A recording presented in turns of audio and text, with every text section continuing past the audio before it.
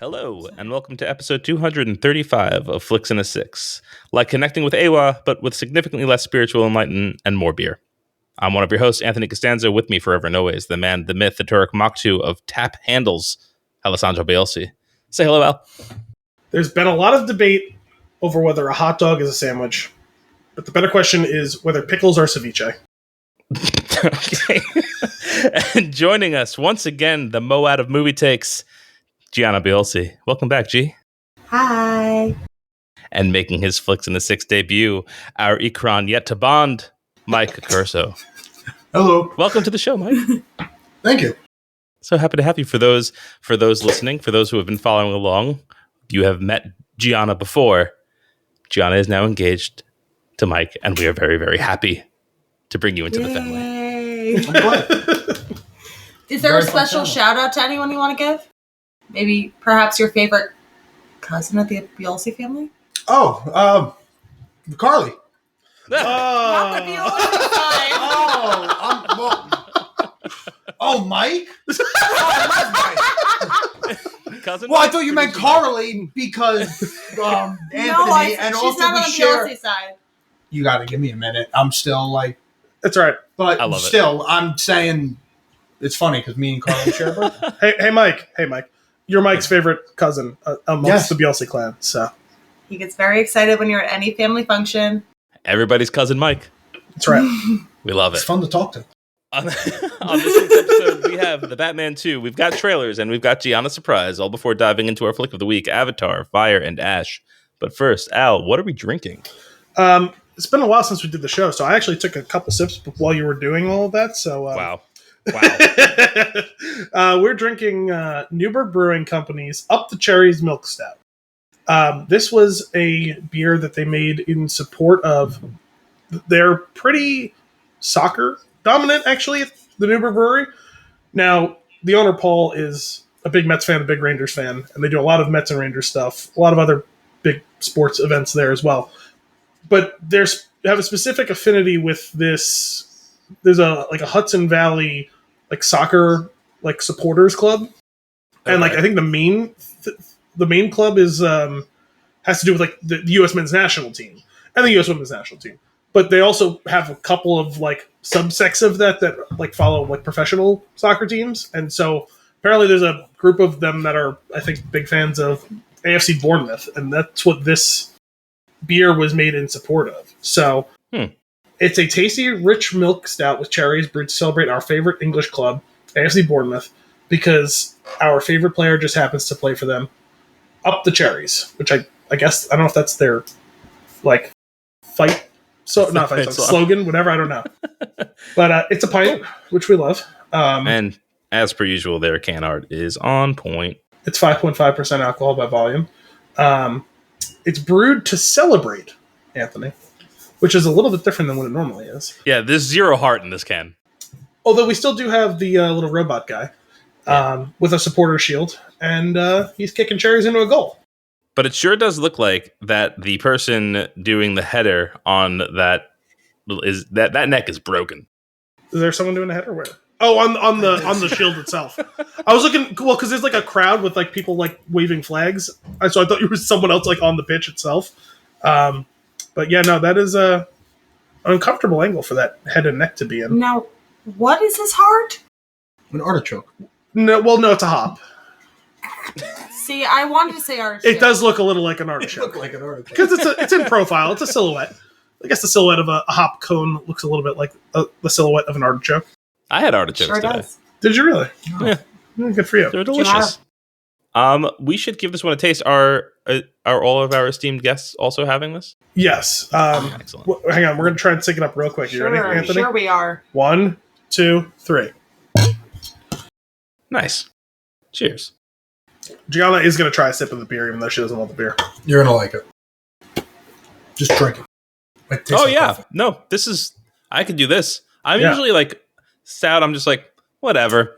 But that's nice. A little sweetness. It's a milk stout, and I know you like milk stouts. Gianna went back for a second sip. Oh. Nice. I actually really like that.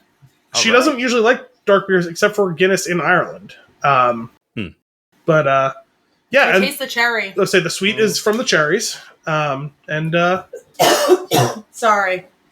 It's all good. I did like it. It's one mic, 3 people. There's no way to reach the mute. It's totally fine. It's true. It'd be really tough for me to manage the cough button for 3 separate people. But yeah, so we have some pretty sweet beer. Gianna, out of sorry, Mike. I don't know if you're familiar with the beer scale. So when we talk about whether we like or dislike a beer, it's anywhere up from 2 thumbs up to 2 thumbs down. But it's not just 2 thumbs. It's each individual half of a thumb, in case you don't want to give it a full, which we call thuckles, the thumb knuckle. So, 1 thuckle would be half of a thumb up. 2 thuckles what the fuck would be. do you think this beer is rated? What the fuck would you rate this beer? I would say a thumb and 1 thuckle. Oh, So 1.5 like thuckles. Would that be like 3 yeah, thuckles? Like, yeah. yeah. 3 Oh, thuckles. so, 3 okay. 3 out of 3 thuckles up? Okay. Gianna? Compared to any of the other beers I've had on this podcast, I would say 1 thumb, a thuckle, and a quarter of a thumb. Whoa. So 3.5 thuckles. The half thuckle. We've gotten half thuckles now. Is that a thucklet? A thucklet! Yes. A How thumb, many a thucklets is thuckle, that? and I a can't thucklet. count. It was. Oh, geez. Now That's we're 7 going thucklets. So 7 thucklets, I guess? Yeah. Okay. The further evolution of the 7 scale. thuckles. Okay, nice. I'm gonna go 2 thuckles. I'm gonna go 2 thuckles as well. I do like it though. I'm like I said, I'm not usually No, very solid beer. when I see the stout. I'm usually just like, meh, whatever. Like it's fine. They all taste very similar to me. I can't decipher the flavor profile too much, but this one, this got a lot standing out in it. The funny thing is, this reminds me a little bit in its own way of being almost like the beer form of those chocolate cookies with the cherries that Mom made. Because it's got like the dark chocolate like mocha flavor plus the cherry flavor, and this has some of that roasty malted like coffee chocolate type of I tasted like coffee. Plus shout out to Aunt Carla. Pop quiz, Mike, is Aunt Carla a Biolsi? Technically, yes. Okay, She's technically married. yes. Listen, he's still trying to learn all the By names. law. He's still trying to learn all the names. He's you can't expect him to know everyone who goes to what side and this and that. I want to point out that I opened up my cabinet to grab my normal beer glass, and I saw this monstrosity in there, and decided that A goblet. Oh. What is that logo there? This is the rainforest. Rainforest Cafe.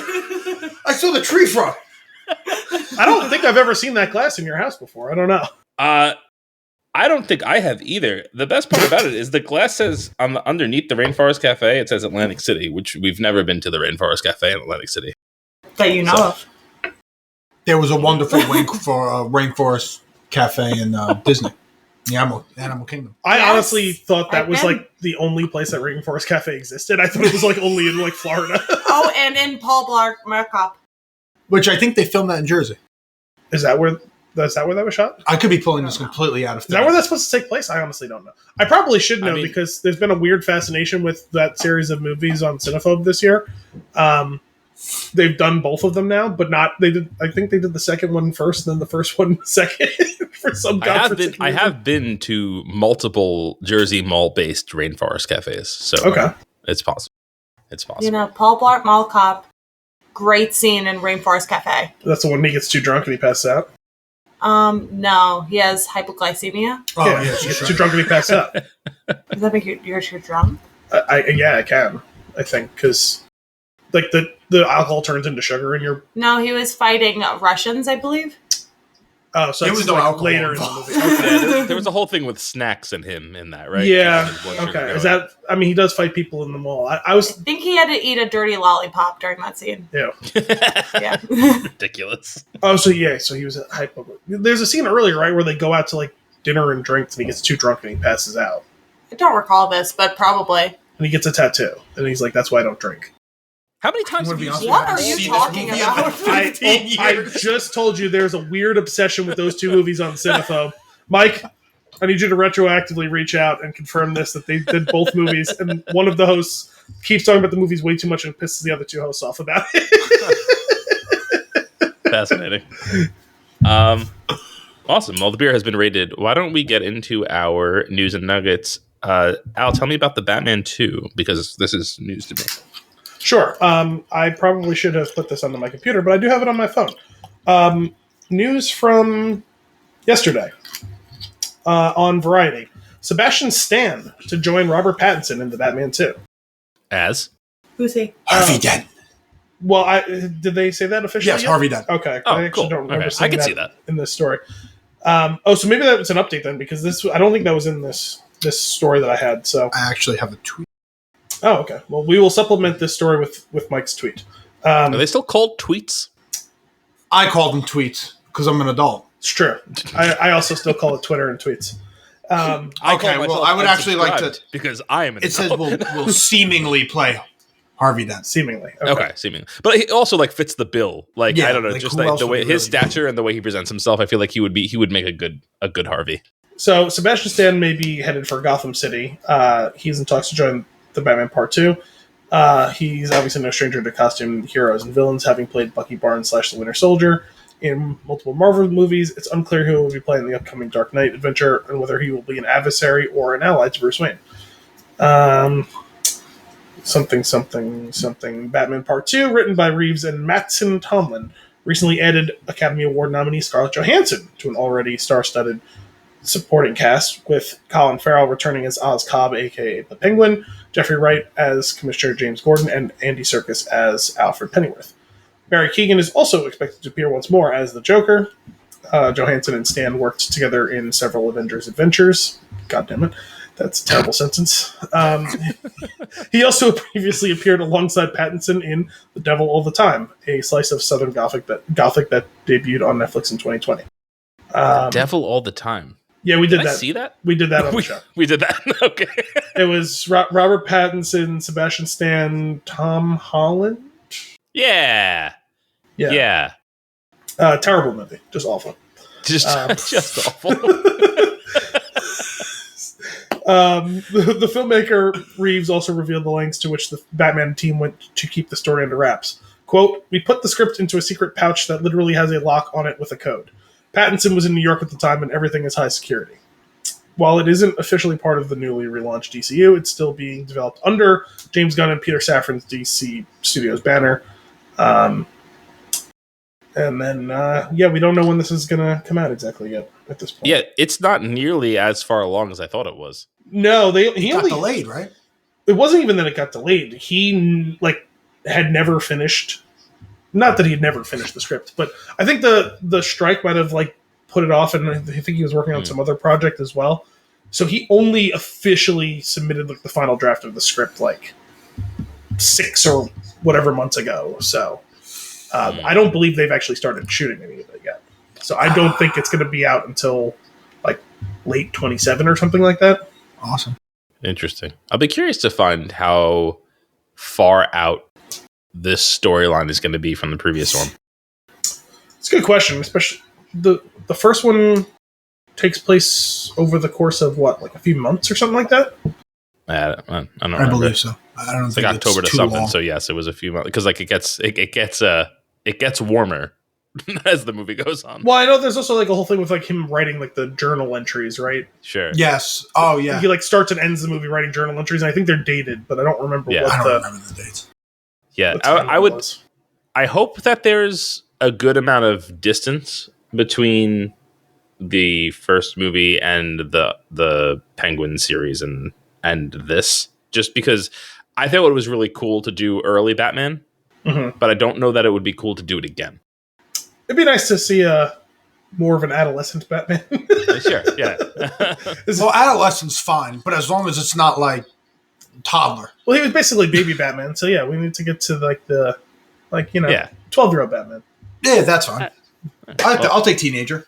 Teenage Batman. Angsty teenage. Oh, he was already, if he was any angstier. Fair. These casting choices get me excited because it's pretty star-studded. I'm curious who Scarlett Johansson is supposed to play. Yeah, I don't know. What's it? The Ra's al Ghul? Talia Talia Al Ghul? Ghul? No. I would caution against immediately going back to doing that story. No, I don't. I was just. I saw that, and then maybe Poison Ivy. But I think that she's too older. I I mean, think they need like a younger. you can do whatever age, I suppose, but I mean, she's had red hair before. That works. I was all in on that Barry Keoghan like deleted scene. That was something. That micro performance was unbelievable. So but I hated the makeup in the deleted scene. You did? I didn't like it. I don't know. Oh, I thought that was great. Who'd they put him in as? He's the Joker. Oh, I missed this completely. So the original cut, he's like not on screen, right? He's just got like 2 or 3 lines or something like that. But there's like an extended scene that they had shot that did not make the final cut of the movie that they released at some point. It's not in the movie at all, is it? Yeah. I thought it was only when no, you it's went not. to that You just site. hear his voice. That's what I'm saying. Yeah. There was I thought that was in the movie, right? Isn't he talking to the Riddler like from a different cell, but you don't see him? Oh, right. Yes, Yeah. sorry. But there was a different scene with him in like an interrogation room or whatever. That was a deleted scene that they released online or something like that. Yeah, you partially see his face. That was where if you answer the riddle in the credits, it takes you to a site where you could see that video. That's right. I forgot they had like it was like a QR code or something like that, right? And then It was one of the Riddler puzzles. Yeah, there was another puzzle for you to do personally, it was kind of a cool little Easter egg thing to do that. So no, cool. I'm excited for that. Let's move into some trailers. Okay. So we saw many trailers. So many trailers. We didn't even see all the trailers, and we still saw so many trailers when we saw this movie. Can we talk about my favorite? Which one? Primate. Okay. We didn't have that on the list, but let's talk about Primate. Where do you want to start? You know how the old school ones where it was like doon, doon, doon, doon, like with all the words? Oh, yes. They thought he was family. Yes, the crows have eyes, and you better not look them in it. Literally that. I can't. There's so much about it. It's so good and so bad at the same time. It seems like a cheesy movie. You said yesterday. My buddy went to go see it. Because he does this there's a My Town, every Monday, it's a random movie. Oh, okay. And you can go to the theater and they show a random movie. It's like $10. It's pretty cool. So they showed Primate. He said that it was actually horrifying. I believe it. But still, the way they were advertising it was like, it looks so bad, but I kind of need to see it. I mean, you see those, like, horror trailers can actually be scary. We're like, oh, I can see how that would be really scary. And then you see the movie, it's like, oh, well, like, it's scary because of what they don't show you in the trailer. And then when you actually see it in the movie, it doesn't always, like transition in that way. So I'd be curious to see if that actually worked. Because, yeah, there were some things during the trailer where I was like, oh, yeah, that's kind of creepy. I don't necessarily like that very much. But you never know. And he comes, like, up through the window and, like, that. Well, I lean to Anthony because, well, actually, I don't think we mentioned this yet so far in the episode, but the four of us all saw the movie together physically that we're doing tonight in Avatar. But we were split into 2 different rows. So I was sitting with Anthony and Kim. And I leaned to Anthony and I was like, oh man, they just ripped off the Scream scene with the car because that was from the original Scream where she's hiding in the car and he's got the keys and she keeps playing whack-a-mole with the locks and then he climbs in through the trunk and she doesn't realize that he's in, although in this case, I think she saw that he was climbing into the trunk, right? Absolutely. I think my favorite part of that trailer, it was absurd. The trailer was absurd. The premise is outrageous. I would watch it for the fun of it. I don't think that there's any. I think I'd watch it on my couch. Yeah. Definitely a couch joint. But my favorite part of the trailer was after it ended and it went quiet before the next trailer. Off to my left, I hear, Jesus Christ. that was Kim. I was about to say, wasn't your wife sitting there? Yeah. Which is just fantastic. Oh my God, that movie. Interesting. What else we got? What other trailers? So weirdly enough, I saw all of these trailers with you all during Avatar, and then with the exception of Primate, saw them all again when I went to see Zootopia. I would hope that wouldn't be at Zootopia. Yes. Which I guess that was where they drew the line, but some of the other ones were also not quite kid-friendly, but they were under the Disney moniker, so I guess they decided they were going to keep them in. It was very weird. Yeah, I mean, I don't know that I would necessarily show Endgame trailers at Zootopia, but... They did? No, not that one. That was Okay. a special Thank God. event though. That wasn't like a real trailer. Oh, okay. That was all the tied difference. to the movie. Well, I know in the release of Avatar, my buddies went to the IMAX. It was supposed to show the Odyssey trailer, and they never did. Huh. Yeah, That's a bummer. I actually, now that you mention it, before we went in to see it, I was thinking that I thought we were supposed to see it. Yeah. And yeah, we didn't end up seeing it. Apparently, it was an IMAX exclusive. Okay. Right. Oh, we didn't see it in IMAX. We didn't see No, it we on did that. not. Which But I would have, but not in 3D for 3 hours and 15 minutes. that sounds miserable. Avatar for 3D? Yeah. Yeah. They shoot them in 3D. All of them have been shot in 3D. I think I get nauseous. Yeah, I mean, I think it would be fine if you're sitting in the right spot. There was a moment early on where I was concerned because we were on the closer side, not like crazy close, but I ended up getting over it pretty quick. So Yeah, fair enough. Were there any other? I mean, there was what you did want to speak about trailer-wise was the Mandalorian and Grogu, which we never talked about because that came out like the week of the last. I will be right back. I don't know anything about this, so you're not going to stay for this. So you could have just done that in silence. We would have been okay. I didn't want you to think I was just being rude. All right, so gentlemen, Mandalorian and Grogu, which we did not. Me and Anthony have not really had. I mean, I know when it came out, you texted about it for 2 seconds, but sure. we didn't really get to talk about what's everyone's thoughts on this trailer so far. I like The Mandalorian, and I'm fine. I think the trailer looks fun, but I kind of like this whole thing in a vacuum and not really. I don't see how it'll further the canon. Well, there's nothing that's really been in the trailer that could tell you what this is actually about. I know, but more than usual, it does feel very kid friendly, which I'm grateful for. But I just don't know what their plans are as far as storytelling, and I am curious to see like what they do. I think it's time to leave the little green dude behind. I like the Mandalorian on its own with him. I think that Grogu's getting a little annoying. I think he was fine for the story, but he should have went with Luke, and it should have been goodbye. Yeah, it's like getting a little redundant at this point. I mean, how long is he going to carry this thing around before? But I will say, the trailer was hilarious because he's just jumping around like a frog the whole time. He's literally Yoda. Yes. It's So, pretty great. I mean, so the funny thing is, what I felt like was interesting in the past with some of these shows was I felt like, specifically, like, you talking about like the kid friendly aspect of it. Mm-hmm. I get it. You don't want to totally alienate that group. No, you don't want to alienate it at all. But if you look back at the history of when the Clone Wars show came out, it's very, very child friendly to start, and it kind of grows up as the show goes along in its original run. Because, think about it, the kids who were watching from season 1, by the time, whatever it was, the 5th season came out, they're now 5 years older. Sure. And they can handle it a little bit better, and I think that Rebels was like that as well. Yep. Where it's very, very kid-centric to start. But everything they've made since then in that field, I don't feel like has adequately grown up with the audience. It hasn't.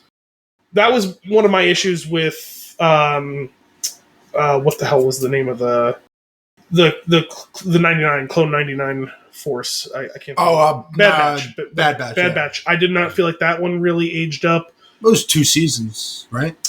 It was a 3, I think. It was. Oh, and there was I missed the whole season. There was a bit of a break. Wasn't it 3 seasons, or am I going crazy here? I don't remember. Okay. And then there Did was not watch. that other show that they did, Resistance.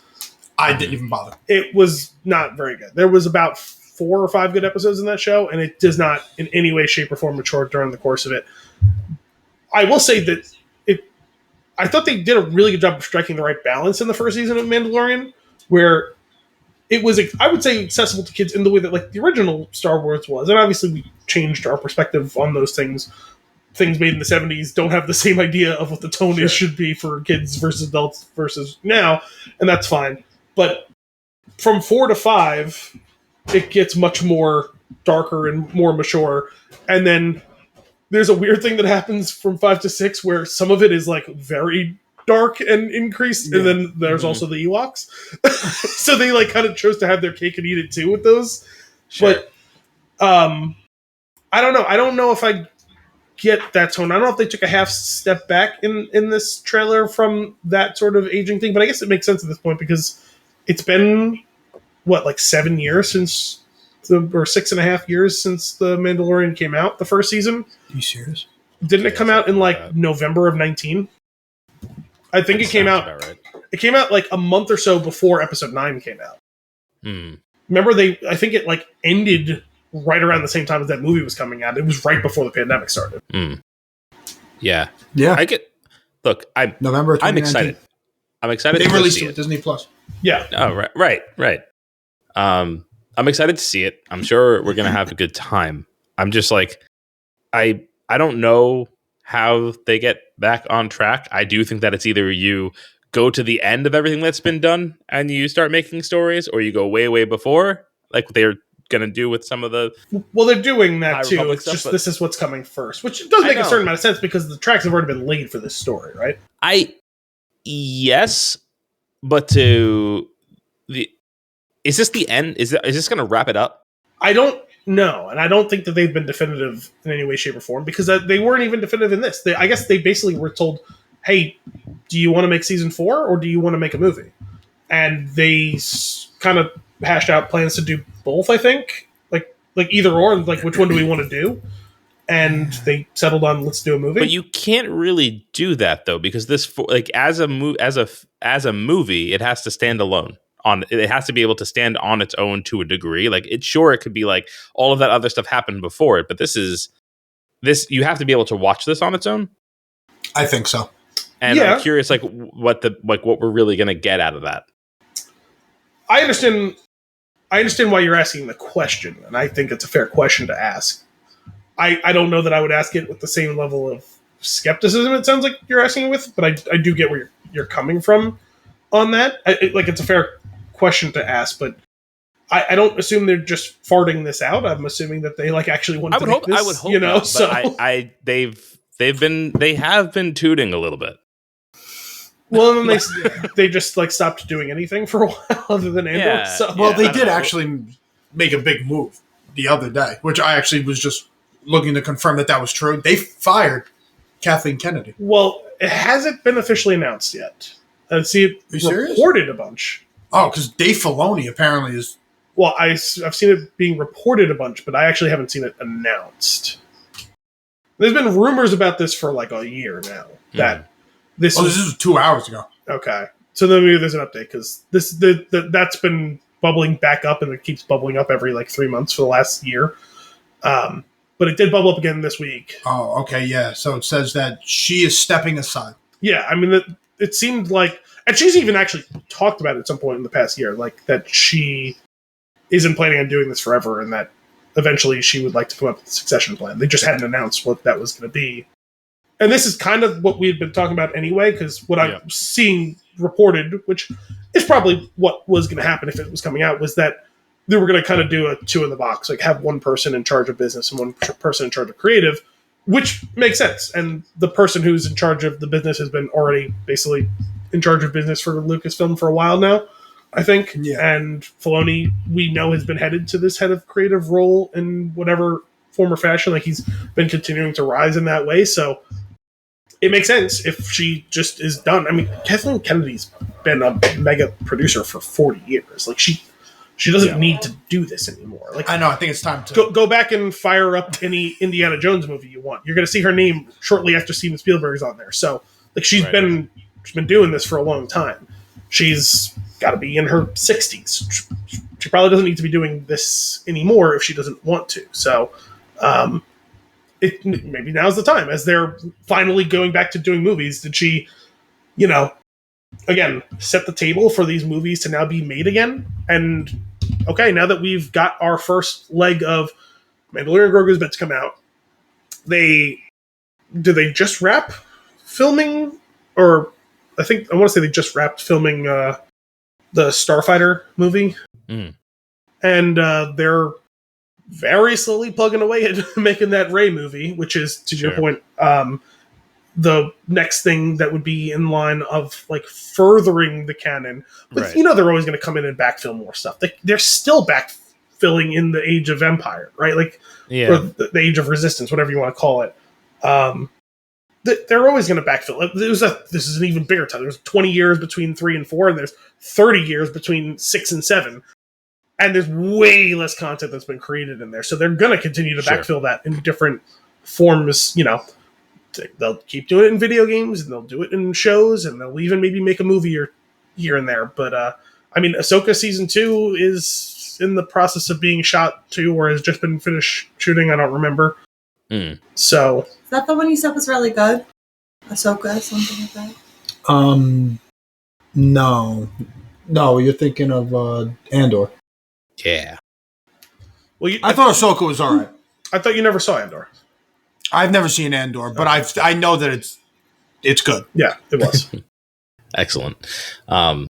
Okay. Yeah. Well, I mean, either way, I'm excited. I am excited to go back to the movie theater for a Star Wars event. So, of course, that'll be great. And also, Elio he's coming with us, Al. So that'll be okay.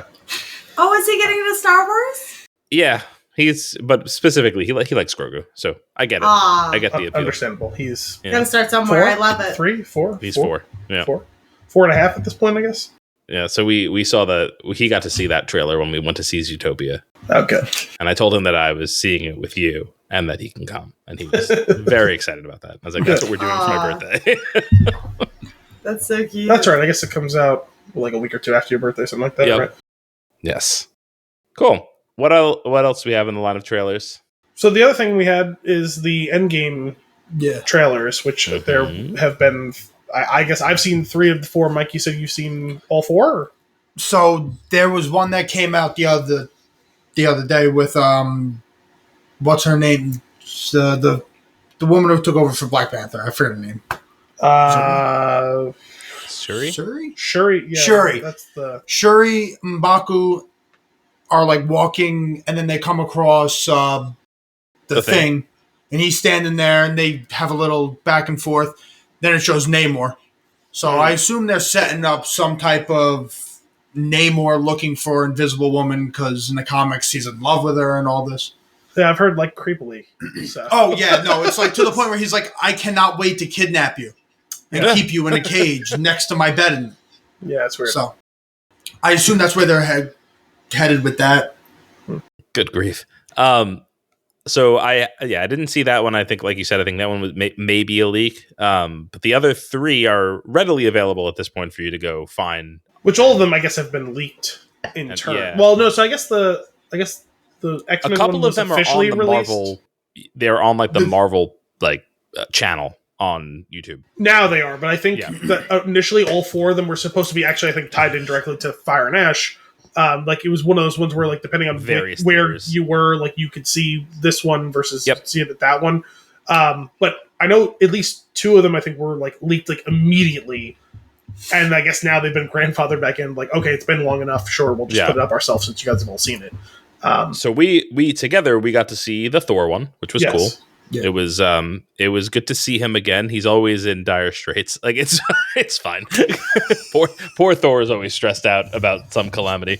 Yeah, like a week earlier, I had seen online the Captain America one because I thought it was being released, and then I later saw, oh no, that was leaked. And I was like, oh okay. I usually like kind of steer clear of that, but I saw it like posted on like an actual account. I was like, okay, it's probably fine to just watch that. Yeah, and then yesterday we got the X-Men one officially. Yes, because that was posted right to the Marvel. Pretty bonkers. So. Like, I mean, and awesome to like really, really make it official. I mean, like we all knew it was happening, and there was already been like the Beast scene at the end of the what was that movie called? The Marvels. I didn't see that movie. Was he in that? I didn't know. Yeah, Beast is in the end. Yes. That's the one with that's the one with Captain Marvel and yes. Okay, yeah, I still haven't seen that one. 2 hours waste of time. Oh, okay. I'll be open about it. I hated that movie. No, the Florence Pugh one. No, that was that's the Thunderbolts. That's the Thunderbolts. That was fun. I love that movie. That was a good movie. I enjoyed that. And to be honest, I'm really not that judgmental about them. Any superhero. I'm there to see superheroes in action, have fun. Just wait till you hear his reviews on Avatar. I have some complaint. I know. Okay. Anyway, I'm with you. We'll get there for sure. But as far as the X-Men one was cool because like it's officially bringing it into the fold, right? And to bring back Patrick Stewart and his iconic voice, and then to do like the Cyclops, the eyes off berserker, whatever that thing is called, that plasma cannons. What do they say that he goes? Because they're not lasers. He what? There's something that happens. They call it something when his eyes goes supernova. Is that a thing? I actually didn't know I that. think it's something along those lines. But anyway, to see that was pretty sick. James Marsden back, awesome. And it was very cool to see the X-Men like tease. But the Captain America one was my favorite. It's also the least dramatic by far. Like by far. Yeah. Oh, but someone said it looked like a Sky Rizzy commercial. Yes, I saw people. They were syncing different pharmaceutical commercial music and they do the disclaimers. They were putting it over that trailer. He's like terrible. The Captain America. He's like riding a motorcycle. He gets home. He's holding his baby. He's like rocking the baby and smiling. It looks like a commercial that you would see for somebody who had like AIDS. People kept putting like the different like Sky Rizzy or Jardy, like those types of things over into the trailer. But that one was my favorite just because of like the weight of it, right? This is Steve. This is what happened when he left, right? Well, this is his timeline. The theory is it's all his fault, right? Yeah, which is the weight of that, sense. And then also playing the Avengers theme in such a low key, like underneath it all, is very, very cool to then see them turn to the baby, or some version of that in all of them, right? Yeah, but it was so clear and crisp in that one. That was my favorite. I like that one the best, and I'm very excited to have the Russo brothers back. Yeah, they have definitely had the best like synergy with Feige and like actually executing the vision that they like have big picture. So I'm hoping that we get back to at least more consistency, because there have been some good movies that have come out. It's just not been consistently the case. Sure, but the top tier of the MCU is the Russo brothers MCU.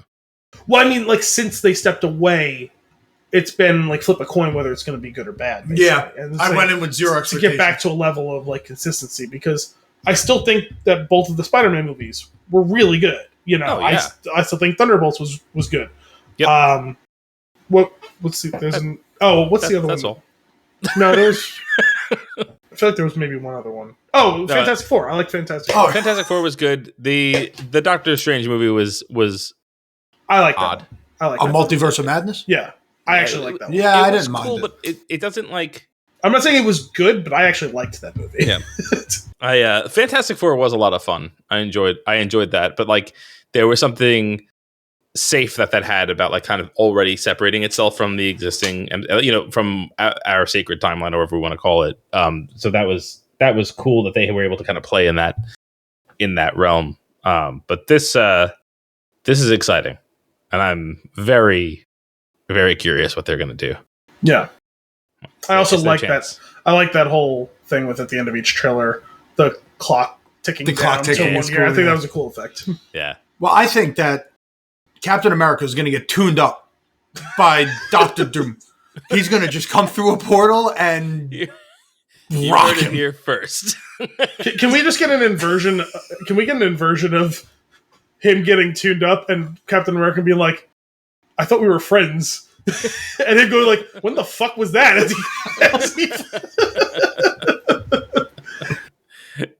Yeah, but I mean, he's got to go after him. Because he's got to go back to like 1940, 1950.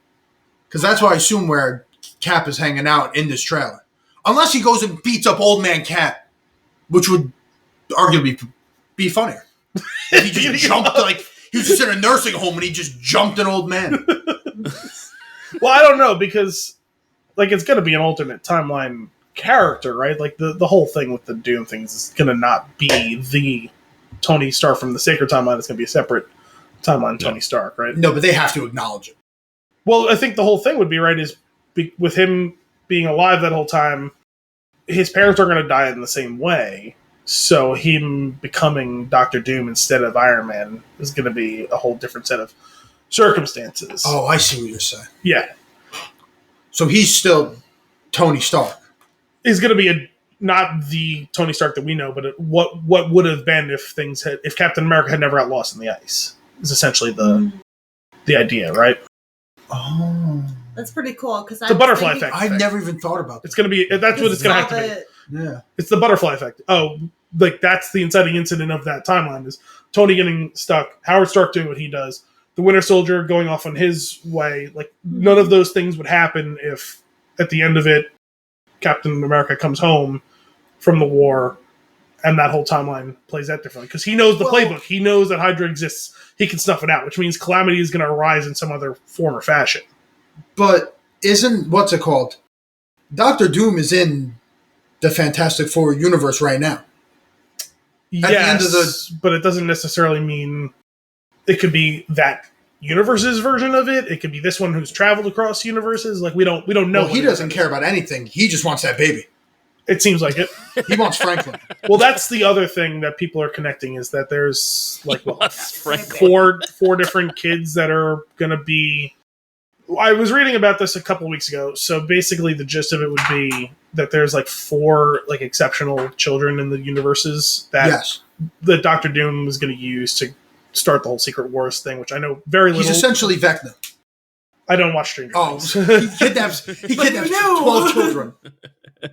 But, okay. But I guess between the Maximoff kid, Thor's adopted daughter, the Franklin and Captain Baby. Well, he's got to be a lower rank. Well, can he be Lieutenant Baby? They're going to have to go with these names going forward because I think we nailed it. Well, Franklin's essentially Marvel Jesus. That's he actually the theory, is. Yeah. Marvel Jesus. No, you'll see. Yeah. Pocket universes. Man. So it's going to be a good time, and I'm ready for it. I'm excited for it. Yeah. We can dust off the old theme that me and Anthony. I got it somewhere. When we did, we have to do it. We have to do it again, but in a much lower, calmer tone. the acoustic piano version of it. Yeah. Me and him, when we did the episode for Endgame, so first of all, we went to see Endgame at like 10 o'clock or whatever it was. No. So actually, that one was probably like a 7 or 8 o'clock, wasn't it? It was a 7 o'clock midnight showing. 7 o'clock midnight showing. So you know how they just kept getting earlier and earlier until 20 years ago, coming out on Wednesdays. When they first started doing the midnight show, like before a debut started, then they started like, well, so many people are going to show at midnight. Why not do 2 shows? Let's do one at 10 and at 12. And then it's like, why not do one at 7 at 12?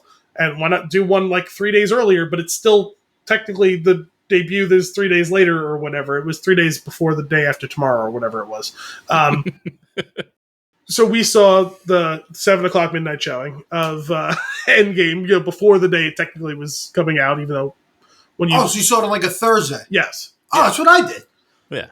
So we watched the movie, came home and recorded at his house, the two of us in person. But for like an hour before we started the recording, me and him did about 400 iterations of doing like 2 different tracks, me and him, of like the main Avengers theme. Acapella. And then he stitched it all together, and that was our intro to that episode. So he's got to save somewhere. We're going to dust it off for Endgame. I got to use it again. Doomsday, whatever it is. I can't wait for them. I've been waiting so long for them to just figure out the Fantastic Four. Because I love them. I loved the new Fantastic Four. I love the new one. Seeing that abomination that they called the Thing in the Miles Teller. Say that again? Shut the fuck up. That movie pissed me off to no end. Which one? The Miles Teller. The Miles Teller and Kate Mara and Michael B. Jordan. Michael B. Jordan's... When was that? 2015? Yeah. I remember it like it was yesterday. One. I loved the originals. Oh, those are fun. With Chris Evans as a yes. Yeah. Yes. I like the first one. It's not a good movie, but I thought it was fun. It's fun. It's a fun superhero movie. It is the reason why I got Jiffy Pop for my birthday last year. Was those original? Wow. Because you loved him walking and I like was walking heating it with around his holding a hand. Jiffy Pop, and I had never had Jiffy Pop before, and I thought it was the coolest thing in the world. Also, Scream and Scary Movie. Sure. Yeah, and then you used it for 5 minutes and had to finish? Because you had an electric stove. Mm. I don't care. My That's on you, forearm was twice the size of was. You need real fire for that. Anyway. I grew up They're with really it. cool. I love the original Fantastic Four. It was one of those movies. My mom had like one of those SUVs that had the pull down movie screens. Yeah. Nice. And that movie stayed in there, as well as the pacifier. That's right. I have Finding Nemo. You had younger siblings. I had older. I mean, we watched Finding Nemo a lot of times. Signs also lived in the car. Signs was in there for a while. Signs? It shouldn't be there, but it was. Mel Gibson. M. Night Shyamalan. Signs, pacifier, Fantastic Four, Pink Panther. Wow. The one with what's his name? Steve Martin. Steve Martin. So it's funny. I remember when the Fantastic Four, the Josh Trank Fantastic Four came out. I was like, I kind of like those original movies. Why did they already like reboot these or whatever? So I was like, well, I mean, the cast is kind of cool. Well, whatever. It came out, and everyone's like, "This is the worst fucking piece of shit in the world." And I was like, "Wow, okay, that's crazy." Never saw it. So then, like 2 years later, I was like, "It was one of those random like Friday night. I'm not doing something. I'm watching." I think I was like, it was just me at the house alone, and I was like flipping through trying to find something to watch, and that was literally like starting, and I was like, "Oh, you know what? Let me just put it on, and I'm just gonna see what it's all about." That great cast. Movie was so fucking boring. Forget about like good, bad, whatever. It was so boring. Nothing happens in the first 45 minutes of the movie. And eventually I just turned it off. I was like, there's nothing going on in this. Is that the first? That's not the first of the Sony movies where they're trying to keep their license alive, is it? Yeah, it might be. It is? No, I think wasn't Fantastic Four one of the Fox ones, or was that Sony? I forget. No, I think Fantastic Four is Sony. I thought it was Fox along with X-Men. It could have. There's no way that Fox produced that after producing the X-Men movie. Because the Sony, well, you remember the original. It's 15 years after the original X-Men. The first few X-Men movies were really good, and then they were like every other one was good or bad. I loved Days of Future Past. Days of Future Past is really good. I think that X-Men Origins gets a lot of hate. It's not a good movie. It's not great, but I think that what ruins that whole movie is Deadpool. Well, it's them not knowing what they want to do with Deadpool. Did you just call me Blob? I don't remember Fantastic Four from 2015. Good. You're one of the lucky ones. No, but like I'm just shocked, like that they got like maybe in 2015 that wasn't a great cast, but from right now it sounds like a great cast. Well, I'll just put it this way. No, so they were all pretty much up and coming because like Miles Teller would have been new at that point. Miles Teller was like his Jordan like too. first like being in a couple of different things. Michael B. Jordan was already around for a bit because he had been on The Wire, and then Kate Mara had just popped because House of Cards had been out for a year or two at that point. And then who played the Thing again? Was it that kid from Jumper? Was it that guy from Jumper? What was the Thing's name? Is it Ben Grimm? Yes. Jamie Bell? Yes. Isn't that the guy from Jumper with Hayden Christensen? Let's see. I'm looking. Yes. Yeah. Sure. Which that also would have been his fading. I loved that movie. That would have been him fading from relevance at that point because he was on that show on AMC. The Walking Dead. No, but it was ran around the same time. Like not when like the first season was out, but like when The Walking Dead was like fully peaking. I will get to you in a second. I know, I'm waiting. It was like that Turn show. It was like the Revolutionary War like spy show. I'm pretty sure Jamie Bell was one of the stars of that show as well. Like that was like the last big thing he did. It was the only bit of his career that survived that movie totally tanking, which everyone else continued on like great in their career. But it basically effectively ended Josh Trank's career as a filmmaker because he torched the movie when it was coming out, saying that the studio fucked everything up. So, I don't know that anyone's ever seen a movie that he's made again. I don't know if he's ever made anything after that. He had like one other movie came out like right after, but he had already been making it like before this one came out or something like that. Gianna. One, I tuned out for a second looking at that. So, what director of what movie? Josh Trank. Of Fan Forster. So, sorry, are you okay? Fan Forstick? Yeah, you know, just with the little. Oh,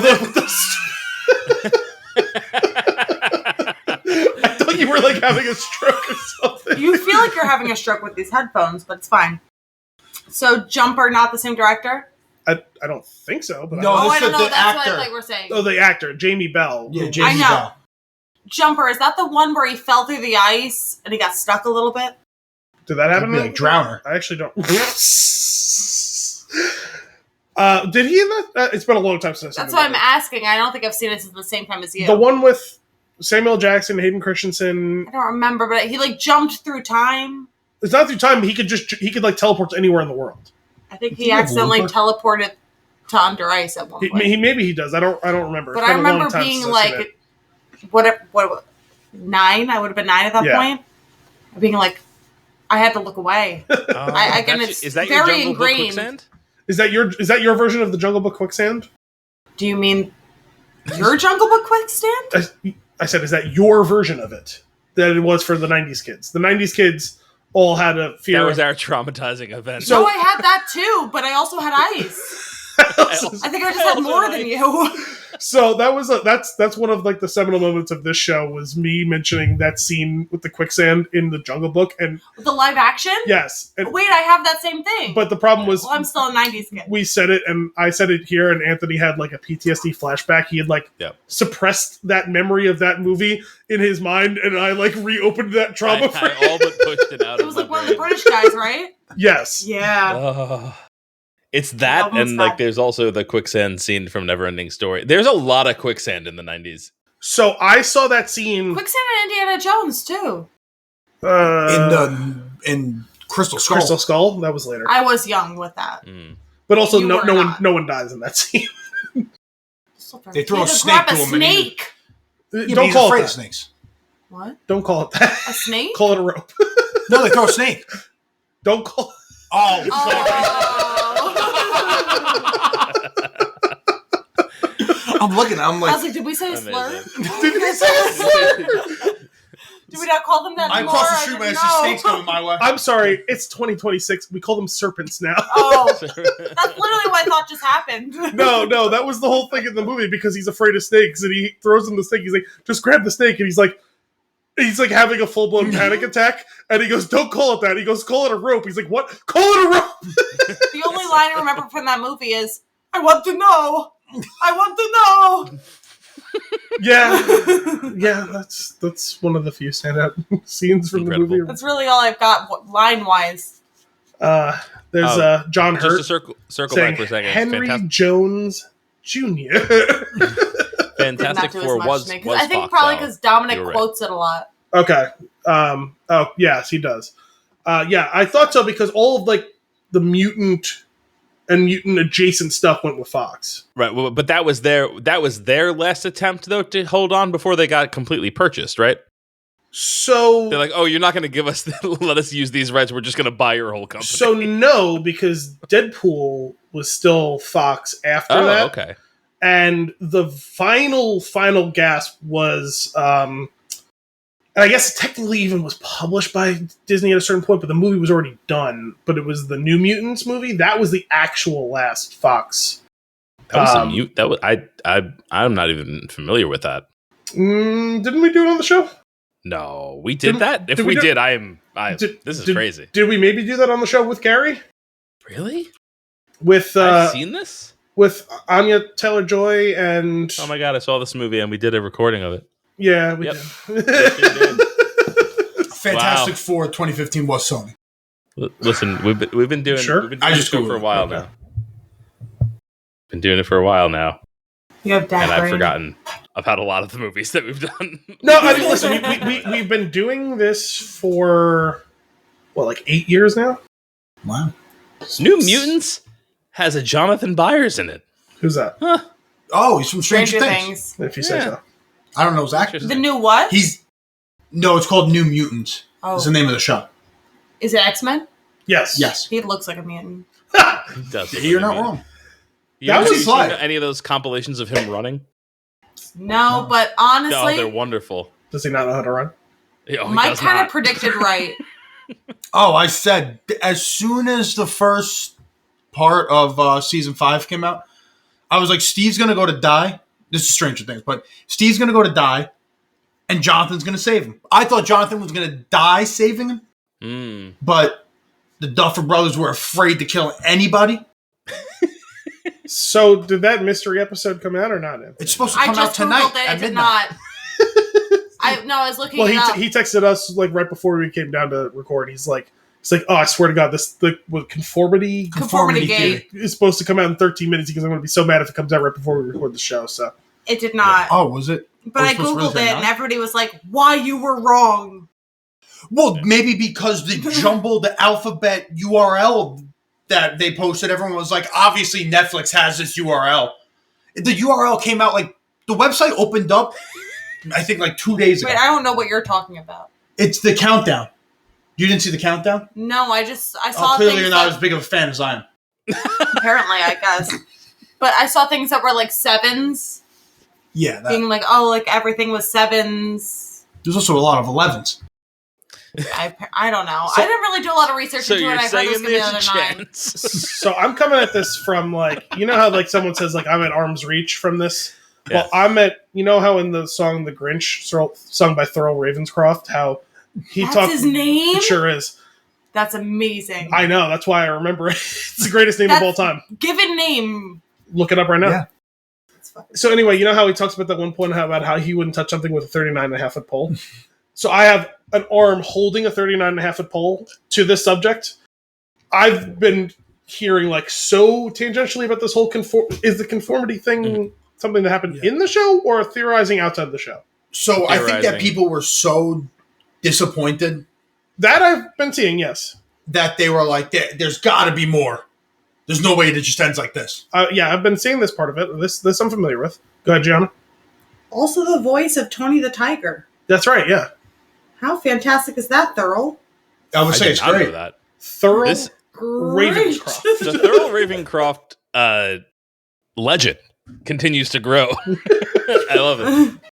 Tony the No, Tiger. but I think actually you would probably enjoy the first couple of seasons of Stranger Things Many are saying this. because I think you would. they take a lot of inspiration from older movies. Yes, I'm aware. Well, yeah, mostly, but I'm saying like mostly Yeah, Alien. but he won't watch it, and I know it because he thinks it's too based on nostalgia. Yes, that's He it. does. He's not correct though. That's the Nostalgia problem. of what, He needs to actually 1980? watch the show. The 80s, yeah. So- Yeah, can like formulate just an like being opinion. like, oh, they did something about Back to the Future. Oh, I love it. That's how I he mean, feels yeah, about it. that's in it. But And how I do you get that, supposed but to it's still ignore? fun. I'm not saying that it's not an enjoyable product. It may well have been. Enough people watched it that it must have been enjoyable. It just, I don't know. It felt, at least at its outset, maybe it grew into its own thing, and that's fine, and I respect that and all. Just at the beginning, it just felt too pastiche for me. I don't know. Okay. Yeah, Before we move on to anything else, can I the ask you, trailers Anthony? and his arms, his 39.5-foot pole arm's length from it, let him judge whether or not it was worth watching. No, he needs to actually sit down with it, give it a minute, and then he could. If he doesn't like it, that's totally fine, and he can That back was the out. problem. Is I But he's told no you, longer allowed to speak Stranger Things until he gives it a chance. I told you I felt the same way about like a lot of the Ernest Cline stuff, but the difference was I could give 2.5 hours to Ready Player One. I didn't want to give 5 seasons worth of my time to this show. I wasn't asking you to.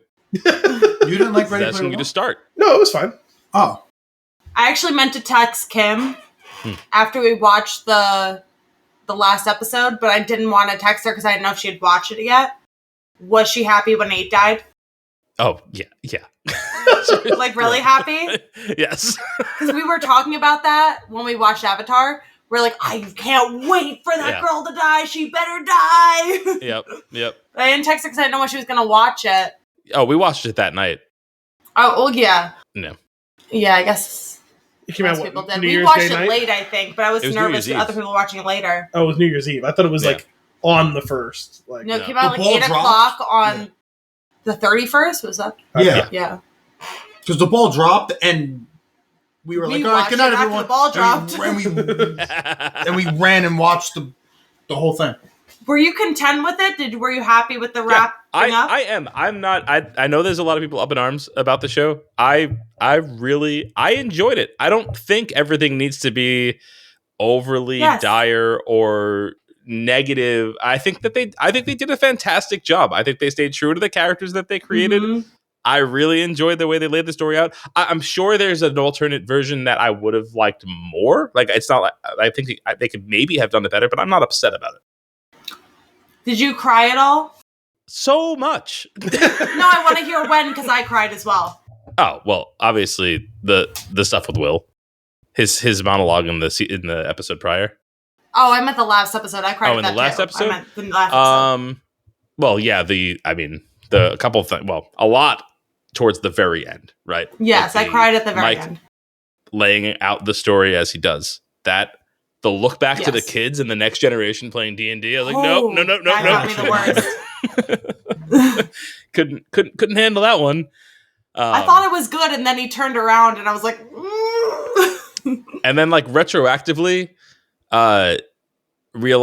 finding out that like Dustin's speech and everything he does at the graduation is exactly what Eddie said he was going to do is. That got me like when I thought I was done. That got me when I had those dots connected for me. I was like, oh my god! Yeah.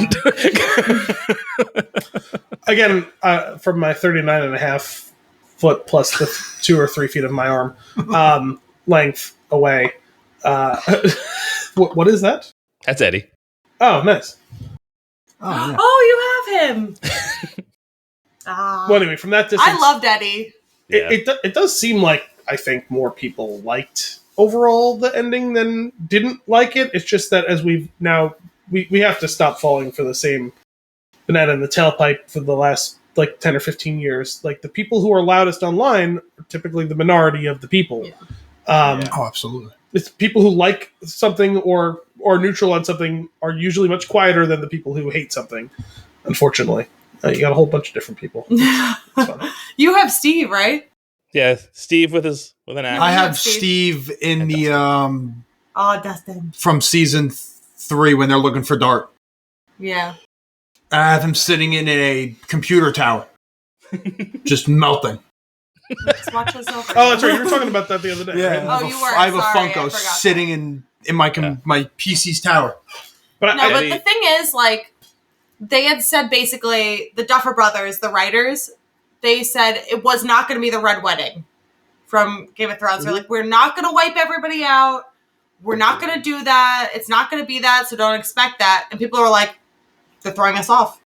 No, they said that after the fact. But leading before up to the 9th episode came out. No, I'm talking about exactly. They said that in between the release of the part 2 and the 9th episode or the 8th episode.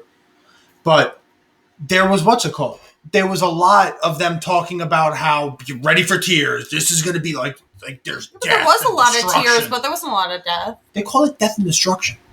They have to say that. I can't tell you what's going to happen. They don't have to say anything. They got forced into 1,000 interviews. They have to say something. Yeah. It's true. If they were in front of the interviews, we're like, hey guys, watch it or don't watch it. We don't care. Like they that, we probably wouldn't have played played as well. Prior to this season. I think that people should leave directors alone. The same way I complain about there's no need for me to go to the movies, see a trailer, and know what happens start to finish. Oh my god! I hate watching trailers. a trailer. We've talked about that many times on this show. Yeah. There's an art to making trailers, and some people They've lost it. Some people do fantastic. No, I mean some of them do a fantastic job, but yeah, there's too many of them that either tell you everything or they give you a trailer and then you go see the movie. It's like the trailer had nothing to do with what this movie is about.